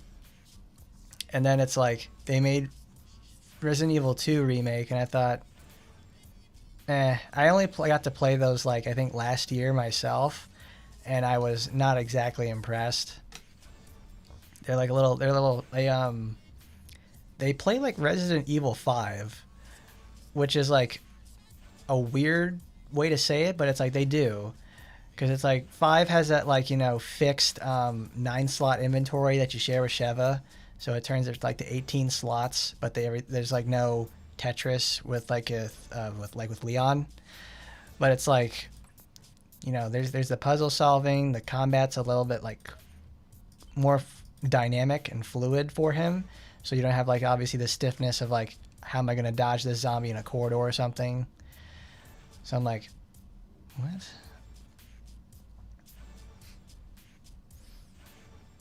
Make the entire series more and darker. I'm like, Like it's not. I don't think it'd be a weird idea for me to say like it feels like I'm watching. Have you ever seen the show with what is it, Kiefer Sutherland, 24? It feels like I'm watching like a zombie version of that, or like The Walking Dead. It feels like an interactive TV show. Like honestly, if those games didn't play as snappy and fluid as they did, they would be called like like a horrible examples of like movie games or something. Like what really keeps those games together for like people remembering them is obviously all the money they make and how hard they push them. And also the fact that it's like, oh my god, Jill Valentine, I gotta mod her to have like an ass the size of a dump truck and boobs bigger than her head. It's like, I won't lie. They picked a really good model for Jill Valentine. Very good stuff. But it's like, whoa, bros, you gotta stop doing that. That shit looks terrible. Because then it's like, in 3 is like a really egregious one of that. Whereas like 2, they try to be like, oh, it's going to be a little bit like Resident Evil 1 remake.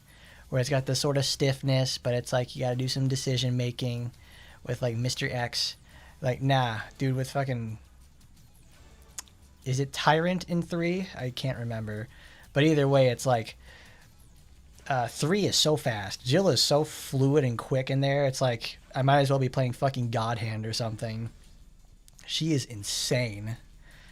Like I think I did like professional. I did a run of like professional, like I think 1 or 2 years ago. And I was like, I'll just try it, see what happens. And it's like it's tough. It challenged my resources, but it wasn't even that hard. Like doing 4 professional, like original 4 and professional, like that's a challenge to say the least. That really made me I get your asshole puckering to say the least. Nemesis, there you go. Stars. The basement trumpets. Very, very cool stuff. It's like, oh man, if you defeat him, you get like this gear. It's like, dude, this really 3 felt like they were really preparing themselves to go all in, get everybody like conditioned and ready for the speed and demanding ideas they want for the Resident Evil 4 remake. That's gonna be that one. Obviously, when that came out, and I finally saw footage of it and what's going on. I forgot about that for the longest time, and I was wondering like, because that's what got me on that in the first place. Was like I saw mods of it for Blue Archive, and I'm like, Leon is beating the fucking shit out of like these, I don't know, infected T-virus Spanish dudes, and he's like, I think remember they changed the knife to where it can break just like in 2 and 3.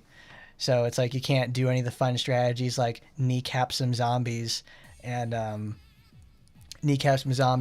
just like knife them dead like you would do with like some Ganados or like any higher tier enemies by just stun locking them. You can't do that anymore. I remember that being a big thing, which is, it has a good and a bad benefit because it's like, yeah, you can't do it anymore, but it also forces you to interact with the game more often. Like you have to do that.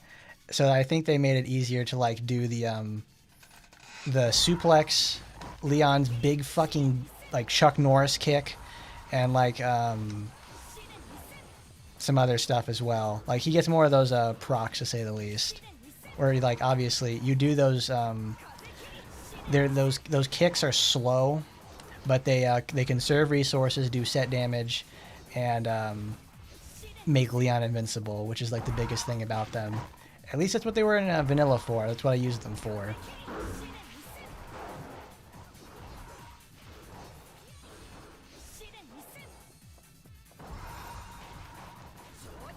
So I certainly thought to myself, like, maybe I want to pick up 4, but then it's like, every time I think about it to myself, like, nah, I don't need to do it. I don't need to do that.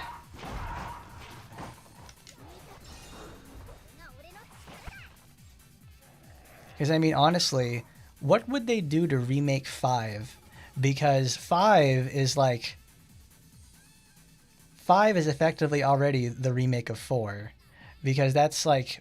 Chris and Sheva's behavior inside of it is like...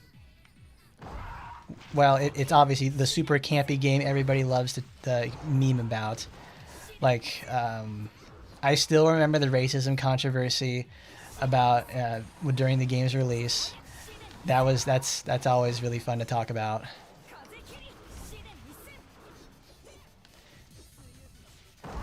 Like, what everybody always pays attention. Like, here's the thing though, and like in Resident Evil 5, everybody's like, "Oh my God, they're killing black people. That's terrible. That's racist.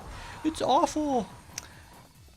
I don't think they've ever seen any footage of like when Chris and Sheva have to go to they get further into the game and they have to go to these like this marsh that's like they have to take an airboat to get to places, and they are just like they're fighting the click people, if you know what I mean. So it's like it's that kind of game, but it's also it's I don't know how else to say it. It's like I don't want them to feel vindicated for saying that, but it's also like they don't make it easy.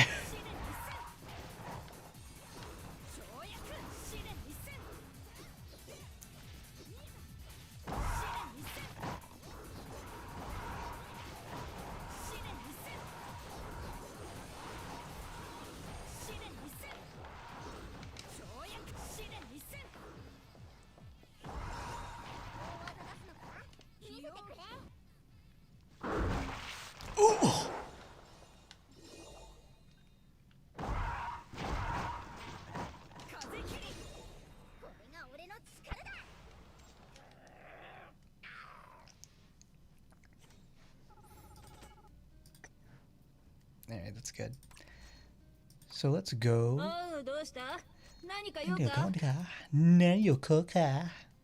Let's go to 100. Let's swap out with everybody's favorite.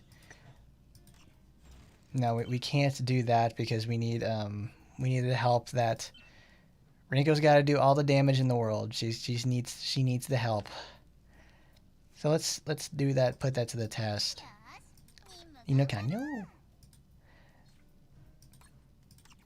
What color is this? Okay. None fentanyl right over there. She's with that. Let's try that first with, I want to say, where is she? I can't find the other brown lady. Oh, there she is. Hello, I cannot find a brown lady. Can you help me, please?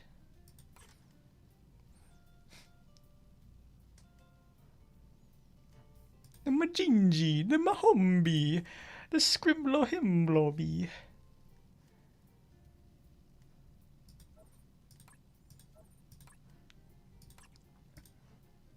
Oh, holy night, the stars are brightly shining. My man's around, and he's causing trouble for the establishment. Oh, that's penetration. Cool. I can give Rinka what she exactly needs is the damage boost.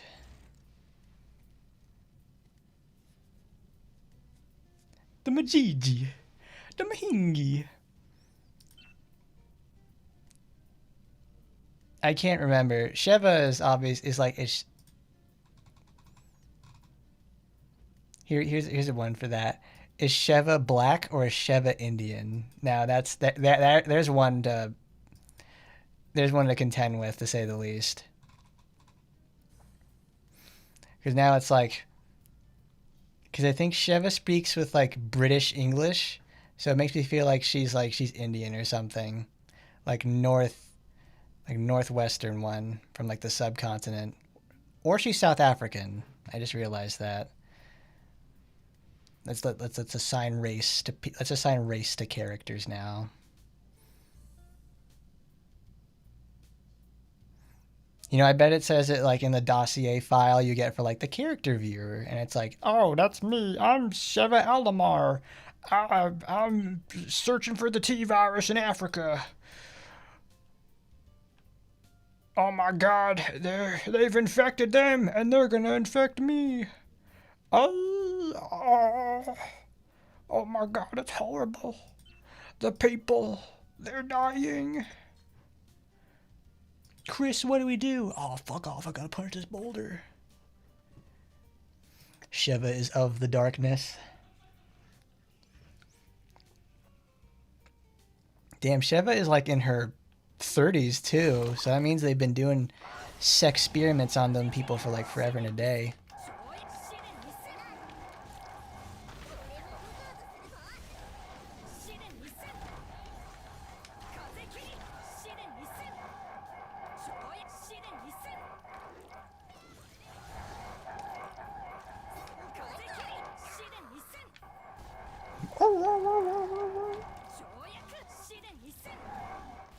Rinko, girl, I'm gonna need you to activate the meteors.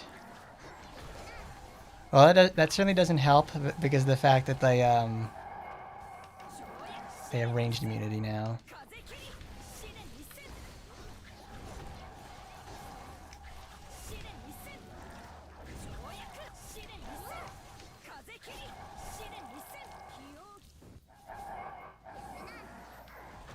No fucking way, really? She's that young in the game? Because I always imagine like most of the people in Resident Evil, or at least like the original series, like everybody's like in their 30s. Because it seems like that like they're like it's like an adults game, like not like oh sexual situations. Like no, they're like adults. Like the pays taxes kind of adults, like kind of have to worry about my 401k sort of kind of situations.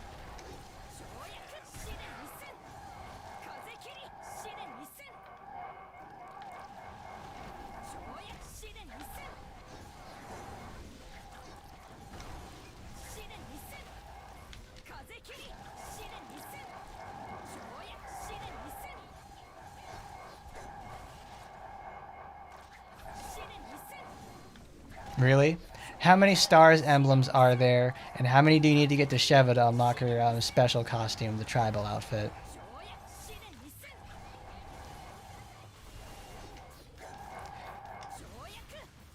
Who did more damage? I don't think it's Rinko, because she was not doing too much there, to say the least.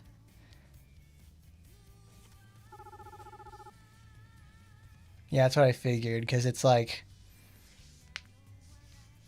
Well, I mean, a lot of that damage that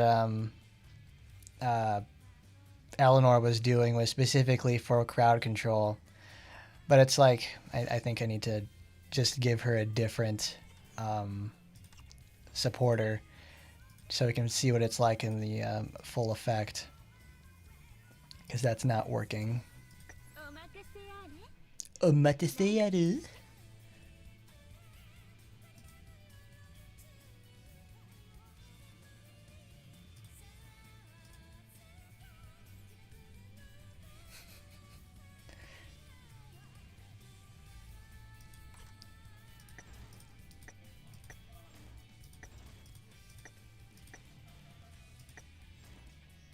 I remember that at least. It's like you have to look up a guide for it to like obviously find all of the emblems that you need.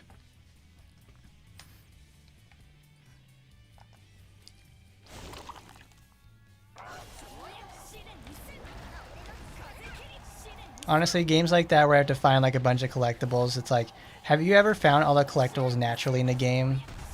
Because I think like the only game I could think of where finding collectibles is like very easy and simple is Spyro, because it's like it's required for you to get to like not only the best ending but complete the game in general. It's very important that you do so. But every time like games have collectibles, they almost always do something like that. They're not fun to do.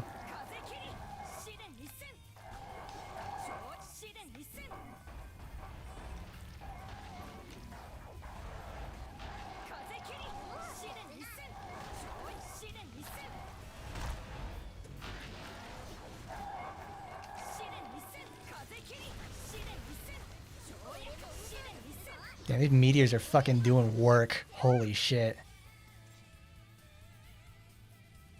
Damn, this would have never happened at any other point with Rinko in the first place. But as I look at that, what does her damage look like? Yeah, it just like completely surpasses Eleanor, because I took off the damage booster.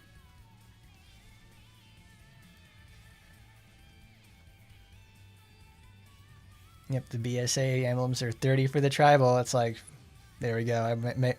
We'll do that one day. It's like, we'll buy RE5 gold. We'll play that on stream, and we'll just like, we'll try our hardest to get all the emblems for Sheva. Because it's like, I know for sure it's like that's the type of thing like I use a guide for. But even then, it's like, even when I'm using a guide for something like find all the BSAA emblems, it's super annoying to do because it's like they're always in spots that I don't want to go to, or it's like they're in shitty levels. I don't like collectibles.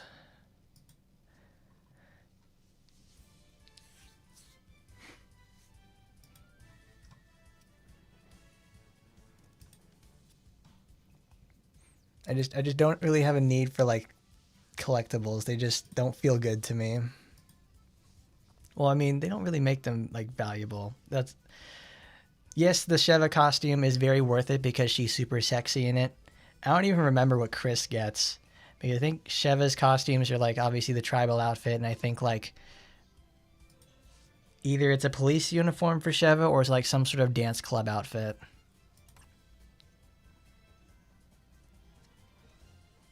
Oh, the fucking sniper rifle. No, not the sniper rifle. The one for the ship. That's one where it's like you would never even think about looking for that in the first place. Because it's like you have to stand there at the window and you're like looking out over this ship. Because that's like, I think someone at school told me about that one. And I'm like, no way, what the fuck are you talking about? And then I went over to his house and like he showed me where it was. And like I would have never found that. And the thing is too, it's like that game came out in like I think 2008 or 2009 when like capture cards for games were like still super expensive, or like, and uploading footage like that to YouTube for guides was like not a huge thing. So you'd have to go off of like pictures somebody's taking off of their TV on the internet, and I can't, like, they're always taking them with like the shittiest quality possible. So I can't find out, like, I can't see this. So getting the one on like the ship is a fucking bitch to do because I can't see it. I have to fucking guess and like try to help my friend find out where it is.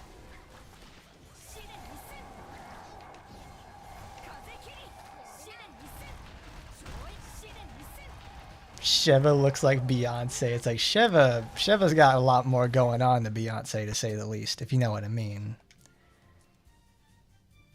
Than gold. Damn, Rinko is just like, I think most of Rinko's damage with this is coming from the fact that she's nuking tons and tons of little jellyfish at the same time.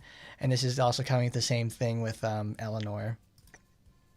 Let's take off Eleanor because she contributes, such a weird phrase, she contributes too much. I need someone who's going to be a little slower with it and contribute less.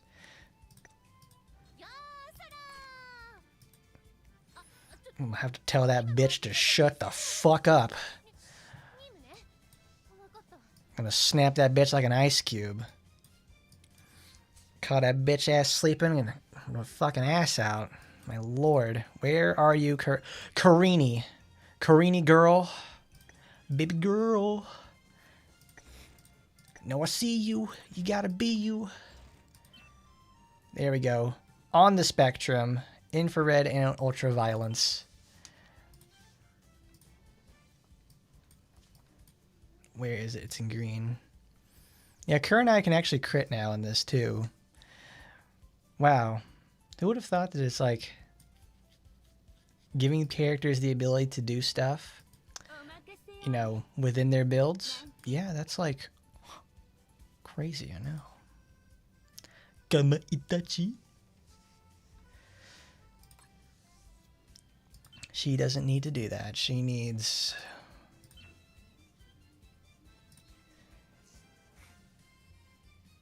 We need 2 blue. Because that defense shred is like, that's where it's at. The only way Kurenai has stayed relevant all these years is the fact that she has another busted ass supporter that everybody else uses but her. Because it works on everyone else but her.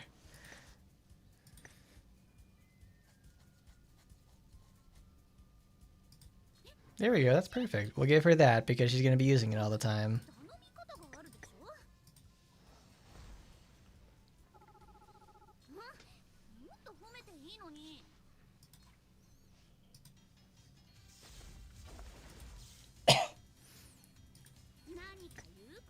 Something I wish they would do. They need to bring back Sheva more. I mean, that's... I'm also heavily biased because it's like, oh, hot brown woman? Yeah, bring her in the game more often. Can we just have, like, Resident Brown? Can we just have a game full of Ingrids, to say the least? Like, nobody would ever buy it except for, like, probably, like, the 400 people like myself. It's like, oh, man... We'll have Resident Mirabelle, to say the least. We'll just have her in the game all the time. It's this supporter with the very bad perspective on the sword. Can we do that? Can we just have, like... Can we replace... Is there a mod to just replace Chris and have two Shevas that can, like, mirror costumes or something? Can we just not have Chris? That would be really great.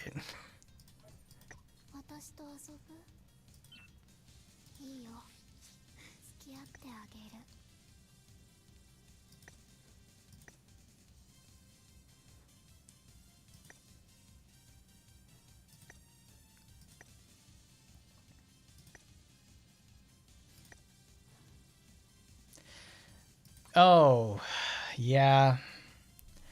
I heard the news about that, I think yesterday. I'm glad he did not die on my birthday. No, that was Thursday. I was reading the news about that at work, and I was like, he's 58.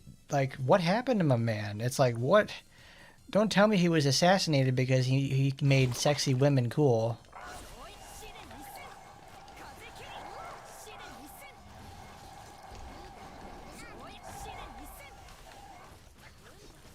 Ooh, hit him with the slow.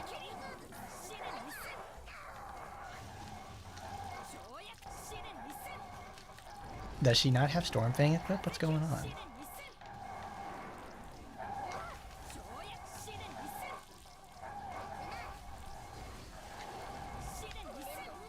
Oh, the big stun. Girl, come on, Rinko. Come on, baby girl. Get up.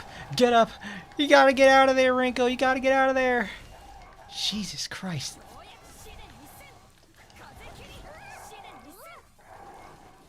Oh, now that bleed's gonna kill her.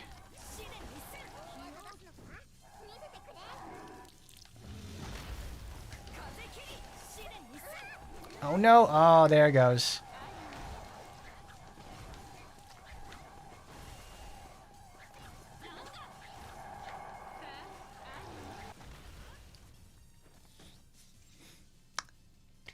Damn, Kurenai. Coming in clutch. I did not expect her to do it. I didn't tell her to win. I didn't tell her to do it, but fucking... There she goes. I mean, also the thing, too, with Itagaki is that he was not involved with DOA after 4. He didn't take, like, the lead role in it, which is honestly where the mechanics changed a little bit in 5 and 6.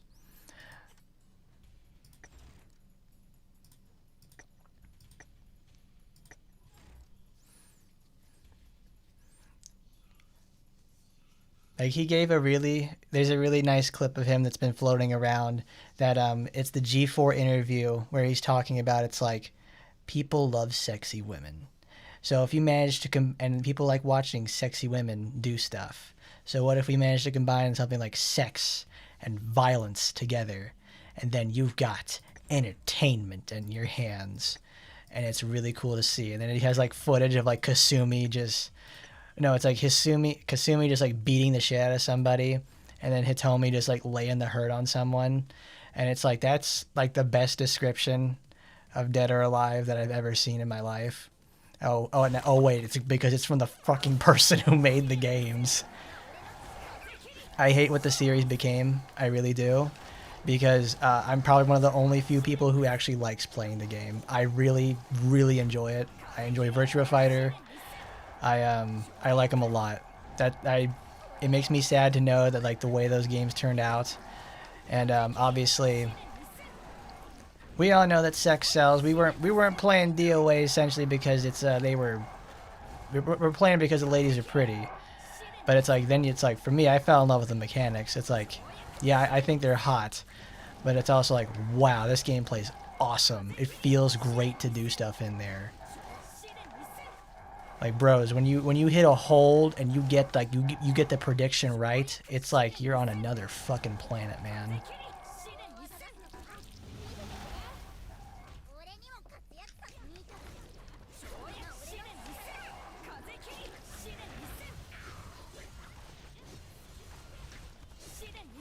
The sad thing about it though is like they did not take care of their fucking fighting games.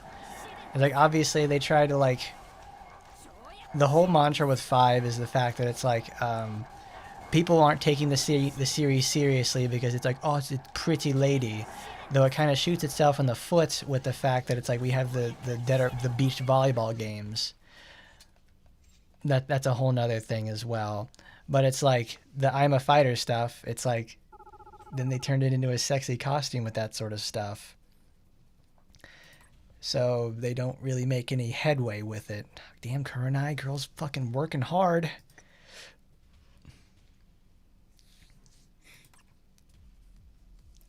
And it's like you have oh, what is it? They have yeah, and then 6 had like the direction that the fighting game like a championship, the way it was going, and obviously with the way Dead or Alive has their the way it looks all the time. They had their core values debacle, and that obviously shot themselves in the foot. The game mechanically, the game got a little bit better, and they had some more online features in 6, but it just wasn't enough. They did so much damage with that, it killed the series. Because I remember a few months, like I think it was like last year, they released a tweet. It's like, we want to release Dead or Alive again. It's like, yeah, woo, all right. And it's like, the thing is too, it's like I was like, I had the good old fashioned cautious optimism about it, but I was like, I don't want them to make another one because it pretty much will just happen with the same thing again. It's just one, it won't be the same in terms of a feel, but and then mechanically it'll probably won't be the same either because they're probably going to integrate like other more modern mechanics and stuff like that. They'll just almost turn it into Tekken.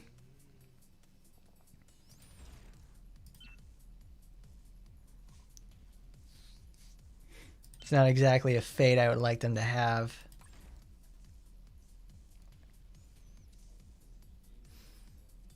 I think, well, hang on, let me go get a drink. I'm thirsty.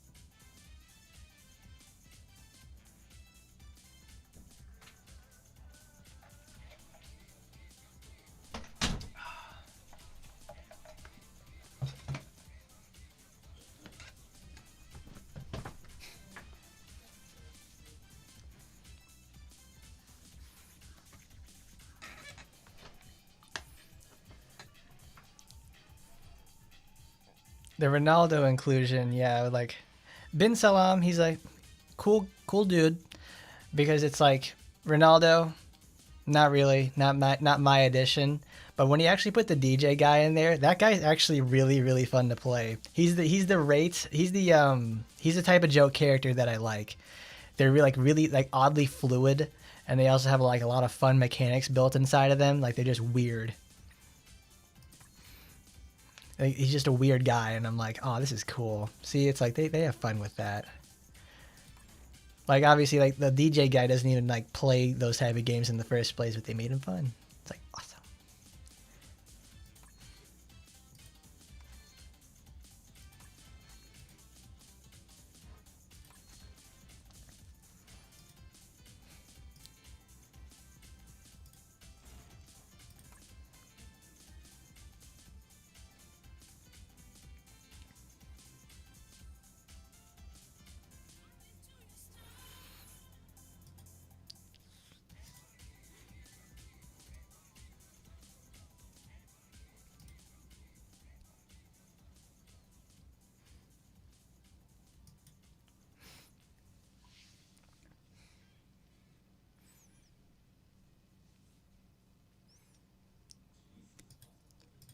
Blue Mary herself is like one of those legacy characters in the first place. It's like, come on, buddy. Come on, buddy. She can do cool things. She's there. What do I have equipped to him? I have Karini, that, and her sister, because that actually works really well.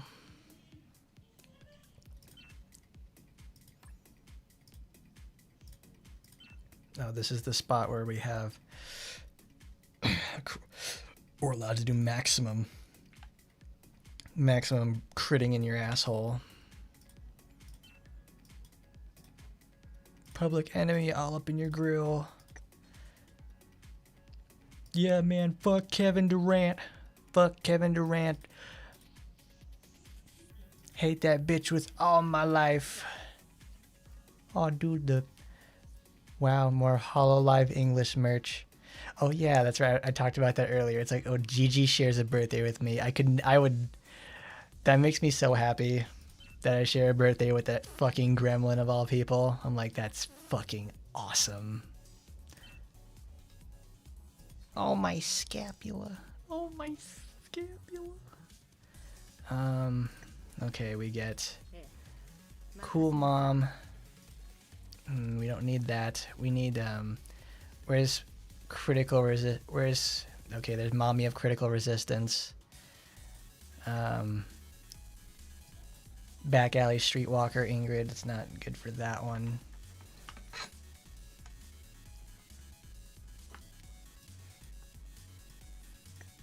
Oh, cool. I can consolidate that.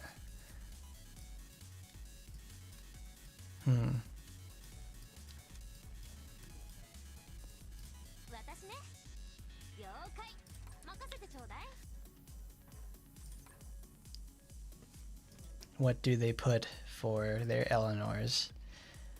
Or Phantasma, I mean. That. Full blue.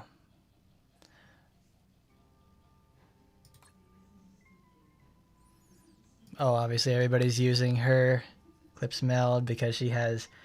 Because now Anne Rose is just really, really good at getting multiple hit counts all the time. Buffs. Buff City, crit boost, the crit boosting.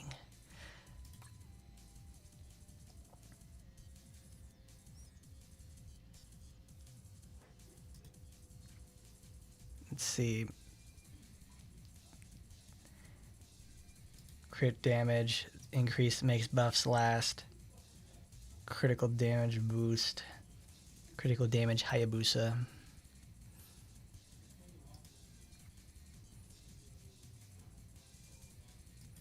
What does passive non-lapis do?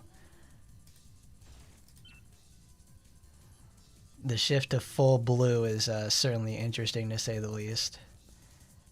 2 particles when hit to increase ally character respiration.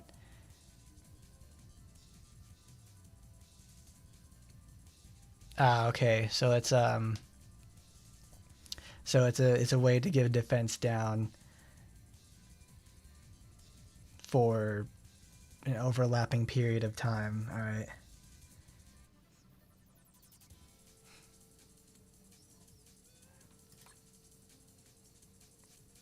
I don't exactly understand it, but I guess it can work. But I mean, it's those small optimizations that really send it over the edge.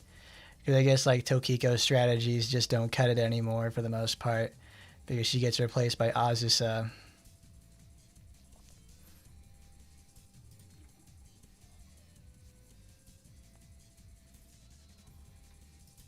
Like Anbi Azusa is just like, that's what a nice supporter for like about every single situation regardless.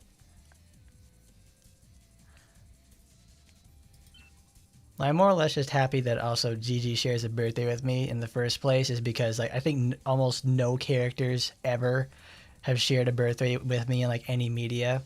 Like their birthdays are either the 17th or the 19th, and it's like, damn, man. Let me in. Let me in. Hold me now.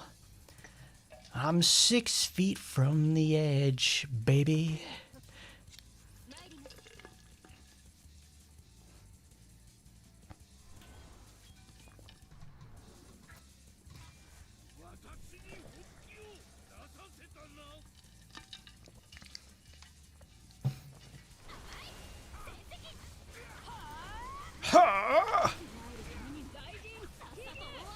Yeah, see, this is a perfect example of like Azuma's biggest like issue is that if her enemies are too agile in any capacity, like she'll just whiff her attacks.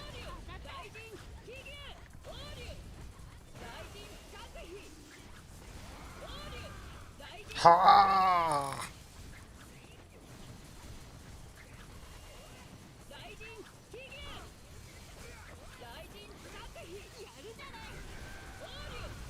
I mean, this also just goes to show that how much of a difference that Yuri Hisui makes.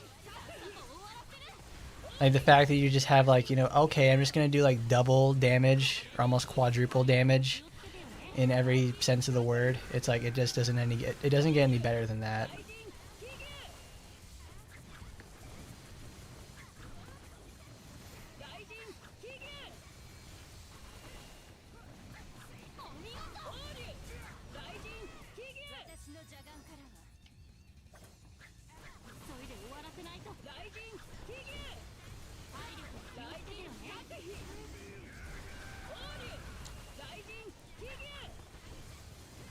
Can we do it? Oh yeah, we're gonna hit.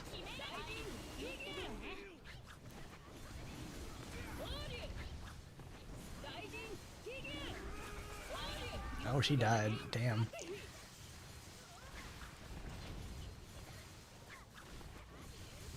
Oh, a really cool aspect I found out is that the damage from the Kurenai summon that gives you like the self-harm boost, that damage is like I think pierces almost every type of armor in the game. Like the fact that it like it will interrupt skills that have like known super armor and everything like that. Like when she takes like the knife goes into you, it's just like it just rips out, it just stops any character dead in their tracks from like on skills that they traditionally should be able to get through normally. Like Thunder God Tuofe, that's the spin skill into the big slam. That skill should never be interrupted in the first place because of how much armor it has. I think the only thing that's been able to interrupt it so far that I've seen is like during the skill itself, like when she's spinning and making the overhead strike, is the Kurenai call effect. Like it does it to like every single character too. It is so crazy. Like I can hardly believe it myself. Like why? Like it's not enough to just have it do like, you know, a general big chip damage. It's like it pierces through armor. It's like, who's doing this? Who's saying to themselves like, yeah, I need this to annihilate whatever character they're doing, and it's like fuck up whatever they're trying to accomplish. And not exactly my most favorite thing in the world, but hey, that's just a quirk of the game to say the least.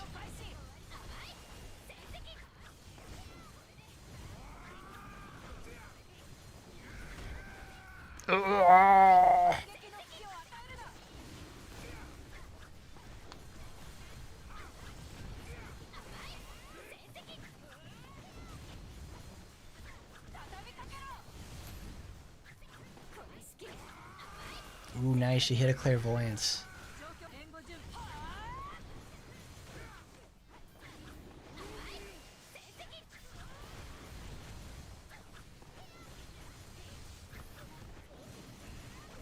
But don't you ever guys think it's kind of weird in the first place that, like, electrocution, something that's been in the game for years at this point, it never has done any damage. Certainly the defense down has always been, like, super useful and everything like that. But the fact of the matter is that the lightning bolts don't ever do damage.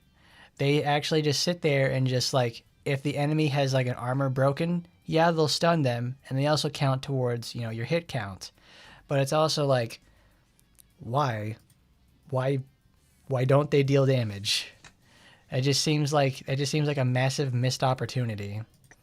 I guess the idea of having something like dealing that much damage and like being a defense down and then dealing a dot on top of it, I guess that's supposed to be too strong. But it's like, I am not quite sure myself. But either way, it's like, what an odd choice. Let's go to the special shop. Let's see, I already picked up my coins. Nano machine.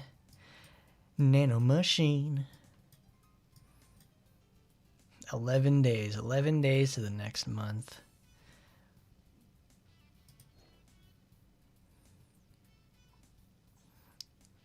Huh, is this included with it?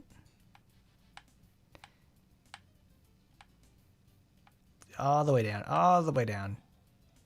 Mystic Sword. No, it's not. So I guess we have to wait until, like, whoever gets their next renewal, and then Rinko's renewal weapon will appear inside there. Because it's not part of the tickets right now, at least not yet. Because that is certainly a weapon that is well worth ticketing for.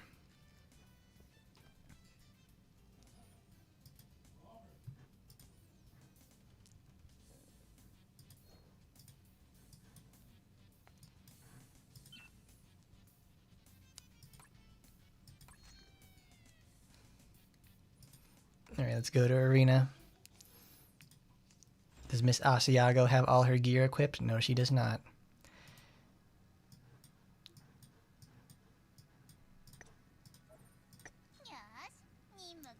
Minyo kanyo. Meow that makes you say, oh wow.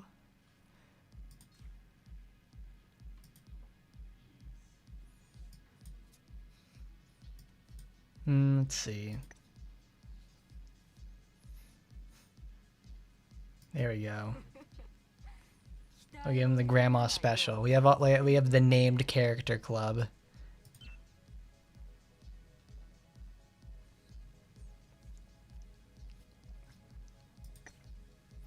Brother, it is not worth fighting to get into those ratings. That's like that's a fool's errand if I ever saw one. Like, my goodness.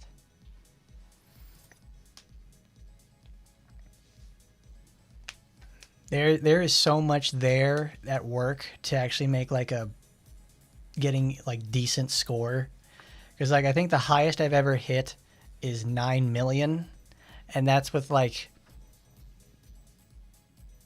not even like that's not getting like a semi-optimized situation. It's like I have the gear for it, but it's like I do not want to touch it.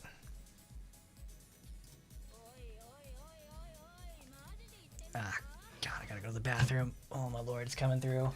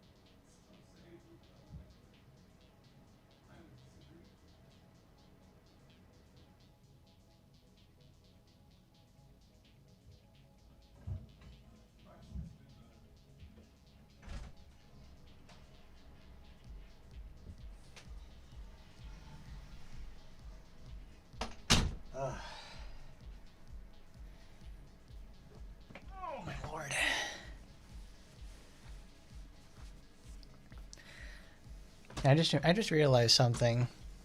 Are there any games like on the market currently that have a game mode like Total War here?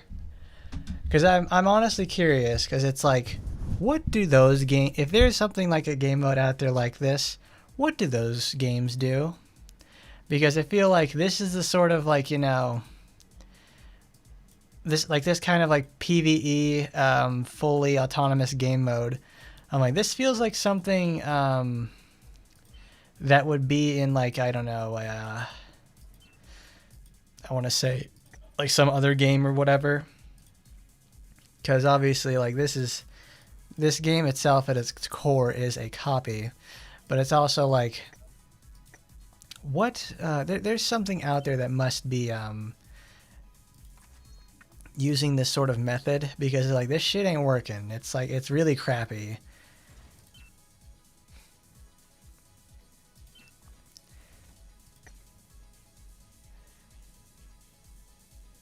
Darn it, that's right, I don't have any copies of Guardian Gear.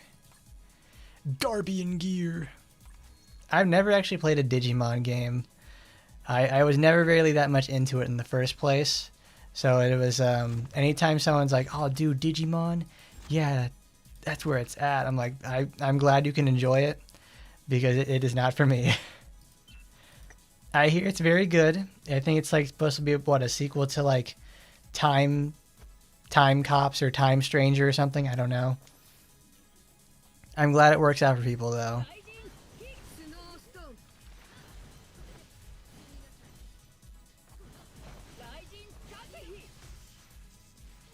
Wham.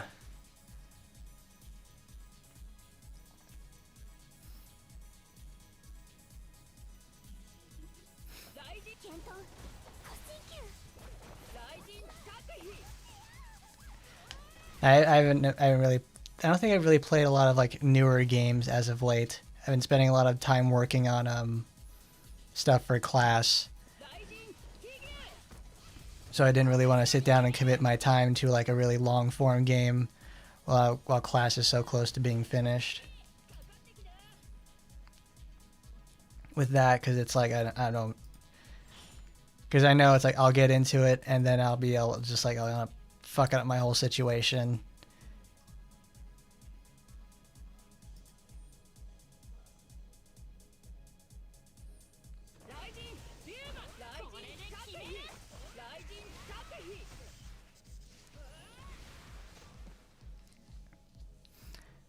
Is it really called TMNT Splintered Fate? Don't tell me the stories about Master Splinter. It just makes too much sense.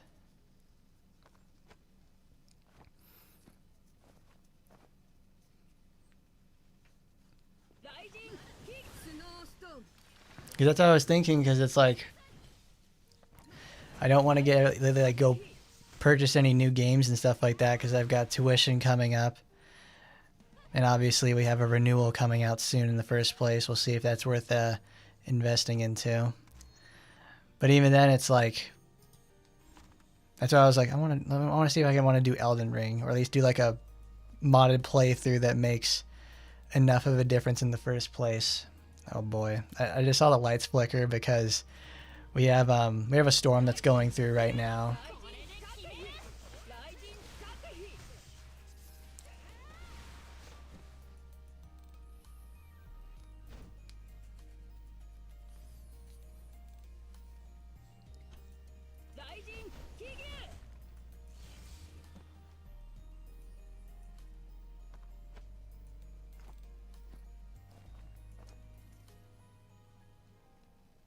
Damn, I gotta say, they really were cooking with the costumes for this Halloween. I like what they got going on a lot. For Mirabelle, for Francis, for Ragnarok, I gotta say, it's some real winners right there, to say the least. Probably some of the best that they've made so far, at least this year. I'm like, I like it. I like it. That's a tasty burger right there.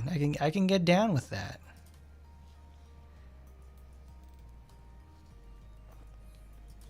Oh look, it's The strongest lightning user of in history versus the strongest lightning user of today. I should make that. I should make that a picture. That'll be really good.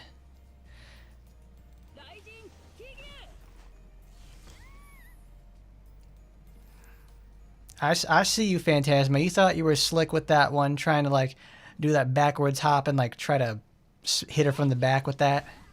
Nah, man, she oiled that thing down. You were never getting to her.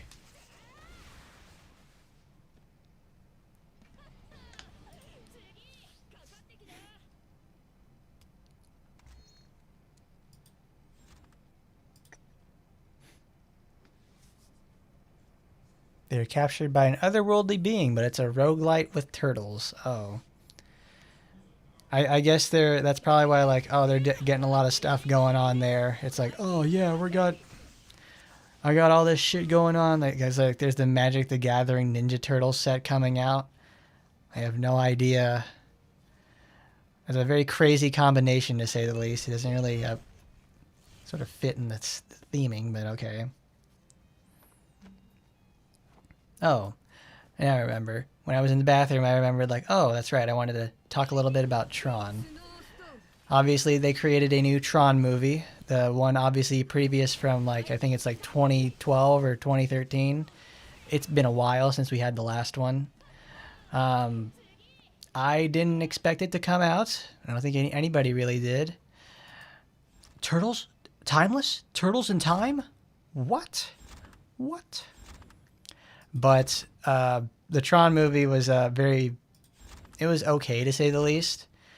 But there's a few things that I noticed. When the movie started, like, you know, there's the people who did the music for the last movie was Daft Punk. And in the movie you get to see, like, the opening sequence with, like, the main heroine in the movie. She's like, she wears a Daft Punk t-shirt to obviously, like, oh yeah, that's from, like, the past. They have we used the music for them in the last movie. And then they have, because for this movie, they got Trent Reznor of Nine Inch Nails to do the music for it. So I was like, oh, that's really cool. And then the soundtrack's actually really pretty sick. I like it a lot. Because it's, because what they did for it, good old Trent, my man, he managed to take the game. Like, if you ever played Quake, he did the music for that. So what he did there was, like, he just made Quake music, but it, like, sanitized it a little bit to fit in the, to not be, like, dark industrial, but it's, like, you know, techno and stuff like that. Like, techno and, like, some dark, deep house. You know what I'm saying? I liked that. I really did. It made watching the movie a little more tolerable. Because Jared Leto in that movie sucks ass. He's very boring. Because he's, like, you know, Ares is supposed to be this, like, a rogue program, but he's like, it's a classic story of the robot that learns to, you know, not the robot that learns to love, but gains humanity over time and develops compassion. It's that kind of a story. But Jared Leto does not sell that at all. So here's another thing about this. Tron is a franchise that's over 40 years old. So most of the people who were there in the theater with me watching this were at least into their 40s and 60s. I'm literally not kidding. Like, I'm in there, and the people who are, like, the adults there are in their 40s and 60s, and they're there with, like, children. And I'm talking about, like, their grandparents with children, to say like, in that sort of sense. Like, it's one of those. And so that's, like, that's the sort of thing right there in the movie with it itself. Not really the best, but that's how I know the audience of people who went to see this who are under 25 is, like, next to none. Because in the middle of the movie, when they're trying to, like, make their escape from, like, I guess the villain's, like, cyber facility or something like that, when they're escaping from there, they have to make a mad dash to it's like nondescript Seattle. They're trying to drive back there, and Jared Leto is talking about this Depeche Mode song. But the thing is, if you didn't know, Jared Leto is starred in the movie American Psycho, and obviously American Psycho has that wonderful scene where Christian Bale, as Patrick Bateman, is talking about like the Huey Lewis in the News scene. It's like, oh, so you like Huey Lewis in the News? They're okay. Well, they seem a little bit too commercial for my taste. But when they released this classic in '86, they really came into their own. Like Jared Leto has that kind of a monologue about Depeche Mode in the movie, and I'm like, you did not earn that monologue, you fucking piece of shit. So I was like, I noticed that. Like, that's how I know nobody, like, at least my age and below saw this movie. Like, I would have never saw that movie unless I, like, had someone else paying for it, like, today. But that kind of says it all right there. It honestly impressed me. But what I did like about the movie, though, is that when I went there, it's like, I'm watching it. They, of course, have to reference the original Tron all the way back from like 1983. A really cool thing they did with that is obviously, they're the main motifs of like the Tron theme, but they also, in the original Tron, the actors were blue screened onto the background to like, do their stuff and like put them into cyberspace.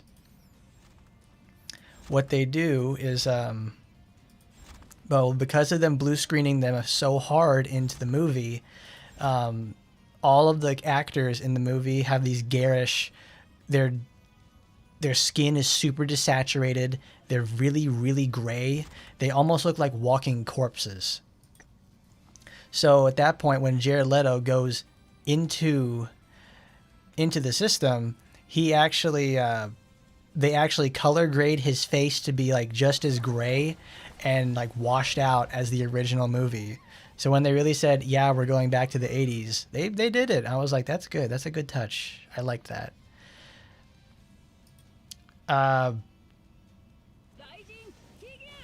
Anything that's not like where they're visualizing data, like where they do stuff like they talk about like hacking stuff and they make like a physical representation of it, like making it fly through the air. I like it when movies do that because it's like, talking about like cybersecurity concepts or like IT stuff with people, like they can't comprehend like how data works in like not like in like a metaphysical sense. Like you try to explain someone about like what is a RAID 1+0 system, they don't know what that is. But if they show it someone like two hard drives coming together and mirroring data across each other, and they like manifest that into like some sort of physical being, yeah, they can do that. That's a much more approachable to people, and I like seeing the way movies do that. That's why I like the first Tron so much, because it does stuff like that. It really feels like you're inside a computer. You're looking at the circuitry, the traces and stuff, and you really see what it looks like. The movie does that fine, but it really feels like I was watching the Sonic movie, and not in a good way. It's very corny, not very fun to watch. It's kind of boring and slow, because it's kind of boring at certain points. Because it's like, it feels like they wanted it to take more risk, but they just couldn't for some reason. It just like it wanted to be more, because obviously it's like it's got this like big AI message and everything like that with all the fear mongering and stuff. So it's like I get it, but I'm like it's not that great. The people who were sitting next to me were this older woman and like a child. I think it was probably like her grandson or something. They both left, I think, probably like 2/3 of the way through the movie. And I was like, Damn girl, I don't blame you. But it was I don't know, rent it, get it when it goes on like Disney Plus or something, because it was just, Jared Leto, man, dude, box office poison to say the least. Anything that he's in and trying to be like a leading role, it just ain't working, man. But see, Timeverse, I understand where you're coming from. Like the first two Tron movies, those are awesome. I really like it. Like obviously the first one, big hit. Like my mom remembers it, and she's in her 50s. So does my dad, and he's even older. And then like the second Tron movie, I think it's like what, Tron Uprising or something like that. That's nice. That's a good movie. I liked it. And then it's like, then you have what they came out with recently, and it's like, no.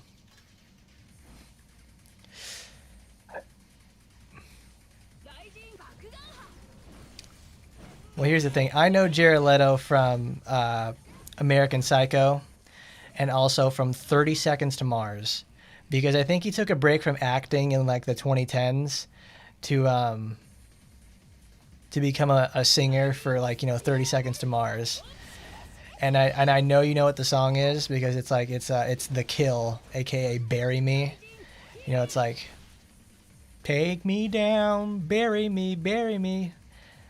I am sick of this again. I don't remember the lyrics, but it's that song. He is the lead singer of 30 Seconds to Mars, and I didn't know that for like the longest time.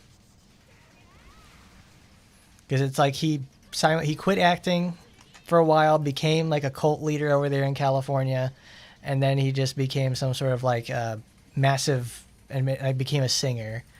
So I'm like, he must have dirt on like a bunch of people or something like that to get these kind of gigs in the first place. Because like this guy is awful.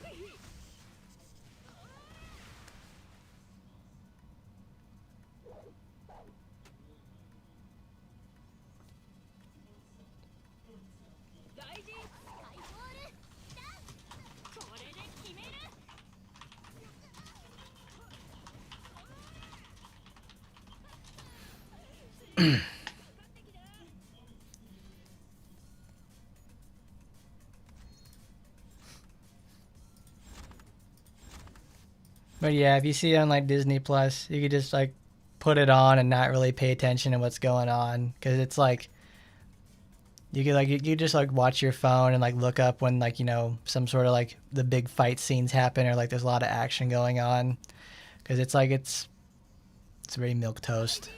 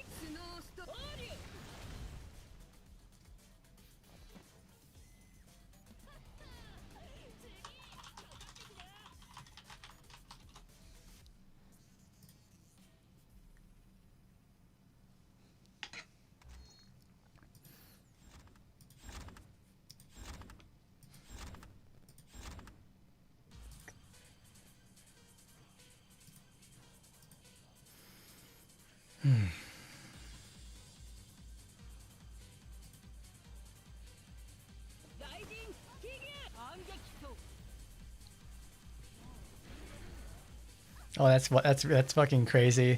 Oboro's just right over there. Is like, hoo-ah! She's just like she's charging up her fist. She's charging up her Doom Fist right there. Made no attempt to get up in her face to do anything like that.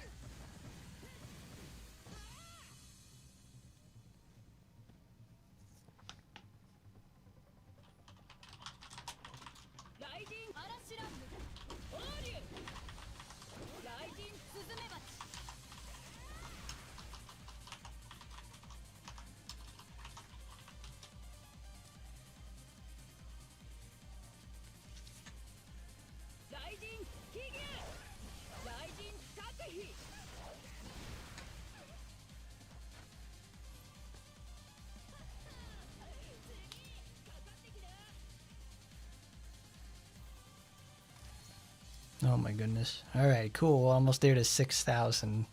No, we're almost there to 8,000. We don't even need to get to 6 to 8,000 in the first place, but it's nice.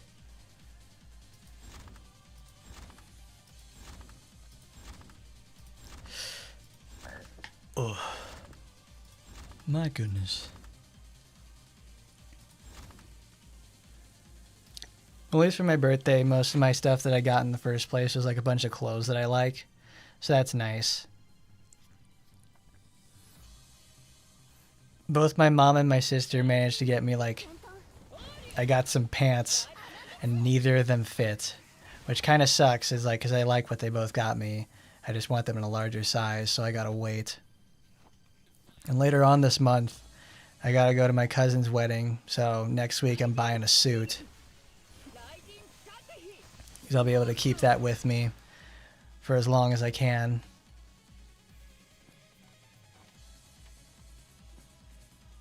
Jesus Christ, that burn effect on Mirabelle's rifle is like, it is so obtrusive.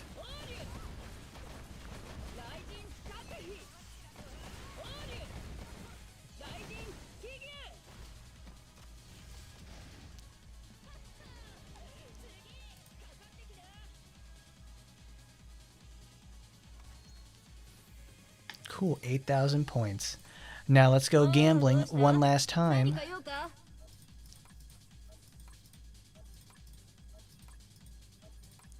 Use 500 AP.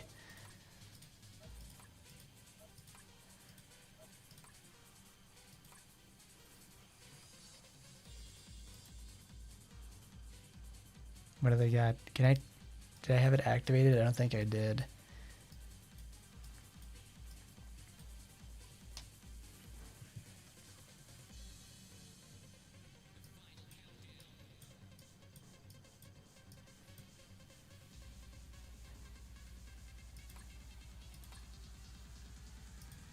Where is it? 5th celebration. Alright, let's see. We got those. Give me my materials.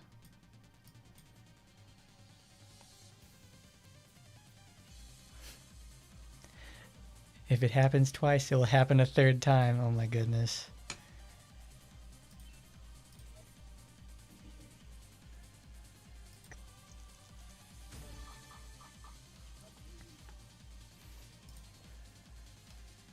Preference is very the Halloween candy. Oh, does it increase every block? That's cool.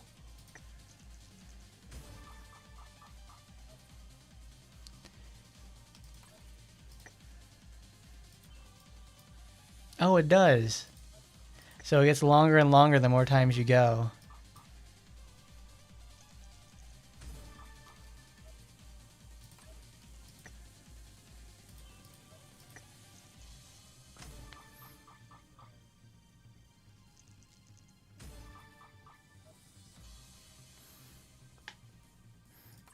I do enjoy that how they've been getting more and more generous over the years for their anniversary with contents.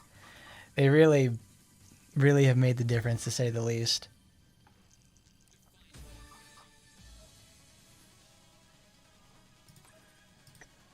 I kind of wish they would just like, I don't know, a game like this kind of needs to do like the half anniversary methodology to keep like people, you know, keep that ball rolling, because it's like it would certainly help out with like optics, to say the least.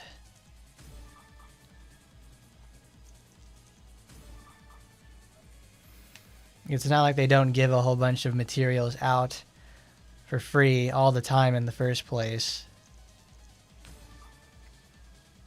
Like, they gave us the ability to, like, you know, have a lot of vouchers we can just, like, select stuff in the first place. It's made a significant difference, at least for, like, finishing out some of my formations. And also, I know it's very helpful for new players, too, because it gives them, like, all the core supporters everybody likes talking about and uses all the time. Because, like, a bunch of those are even, like, really strong at 1-5. Because most of the time, it's, like, the passive effect that makes the difference. And your main slot is just for your defense and HP.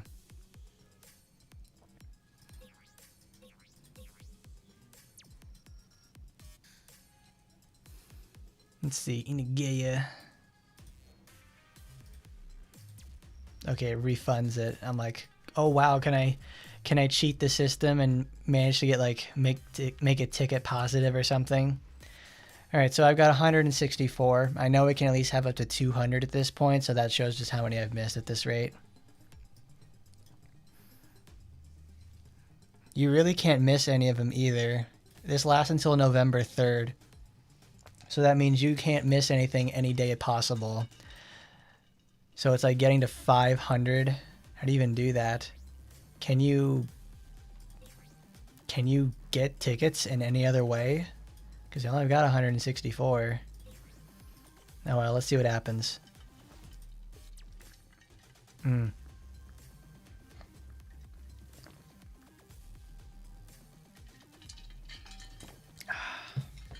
Boy, that's nice. Limited tokens. Set effect changing. Nanomachine blueprint. Alright guys, let's hope we can get something good. Let's hope we can get some, like, nanomaterials. That's what we're looking for. You're at 250, so that means I've missed a lot. Because it's like, I just don't do all of them. Or I forget to redeem them and anything like that.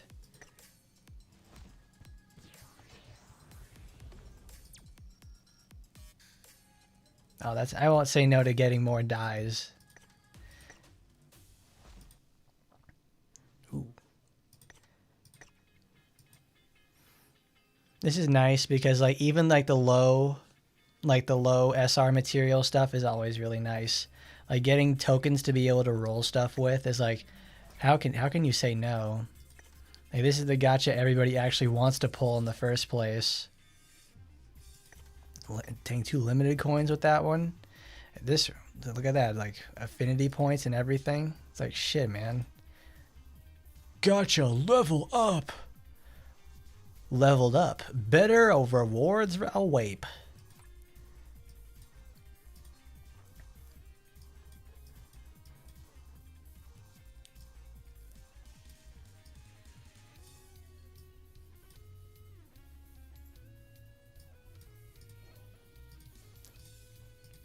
Supporter. Look at that, a 1% chance to get those. That's honestly better chances than getting, like, regular weapons. Like, I can hardly believe it myself. I like that. That's a relief.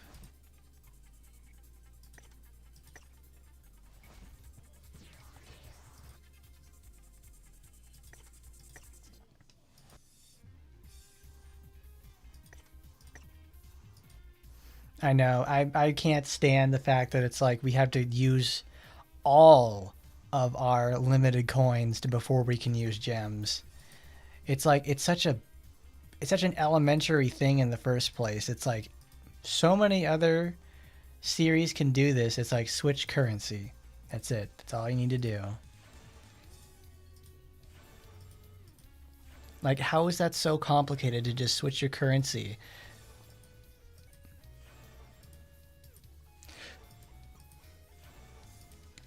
Like, I can't exactly control it.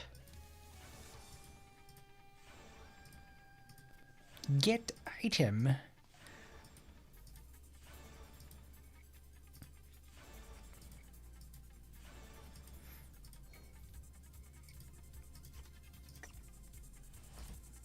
There we go. Use the discounted. Oh, wow. Cool. It actually gives desire points if you use gems.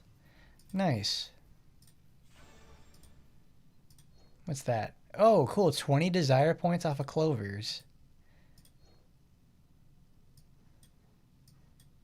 Package supporter. That's a good one to make a short over. Be very educational.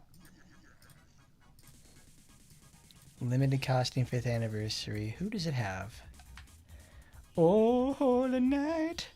I can't believe you're shining. A beachside bitch.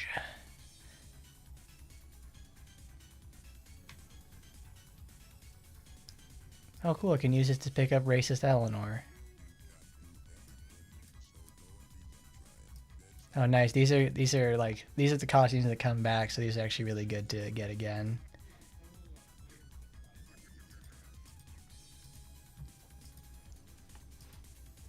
Ooh, a crane. 20 desire points. So that puts me at 300, so no decisive weapons. There's only a few that's really like worth picking up. Everybody's always gassing up Clearwing Blade, but we still have to be playing Asuka, you know. Bad Hawk. Golden Seraph, that's a good pick.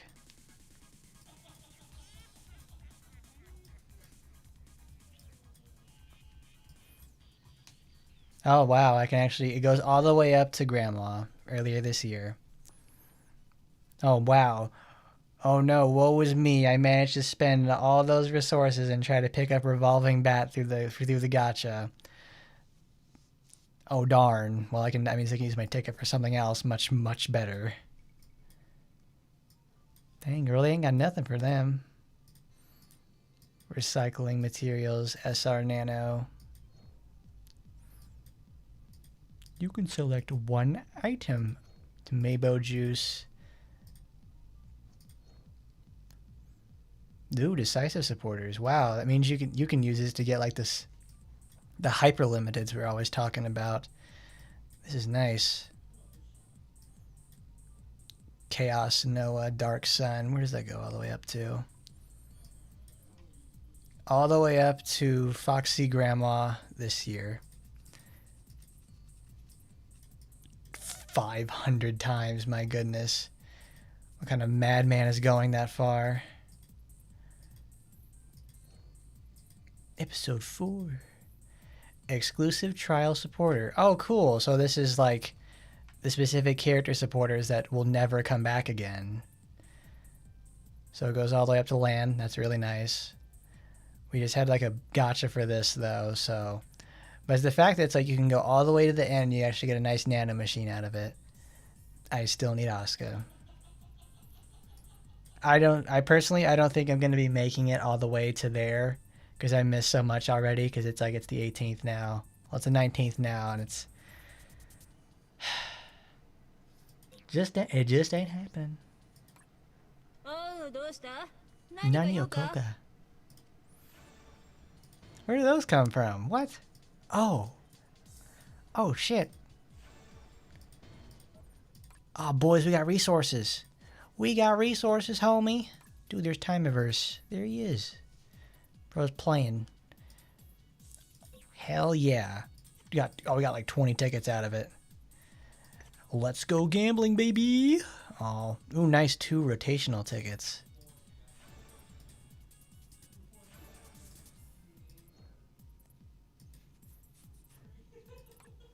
Oh, どうした? 何か用か?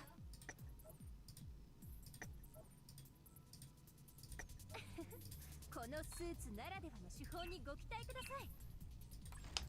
Oh, どうした? 何か用か? You say that all the time, Azuma. It's hurting my ears. Ah. Let's see. We got all that. We clean out the event. Alright though, guys. I think we'll be calling it here today. Thank you all for coming by. Good time today had by all. Had a nice birthday. Got to hang out with the guys. Did all this with you guys too. We got a good stream today. Talking about Taimanins. Showed off Azuma. Showed off the new weapon. Did some rolls. Got it all happening going on. Great stuff today. Don't forget to, once again, like, comment, rate, favorite, and subscribe. Love seeing you all. It's great to be here. I'll see you guys soon enough again. And as always, oh, and thank you everybody for wishing me happy birthday. I really appreciate it. Hopefully we're here next year again with more Taimanins. And as always, guys, I'll see you next time. Goodbye, everybody. 早く一暴れしたいぜ。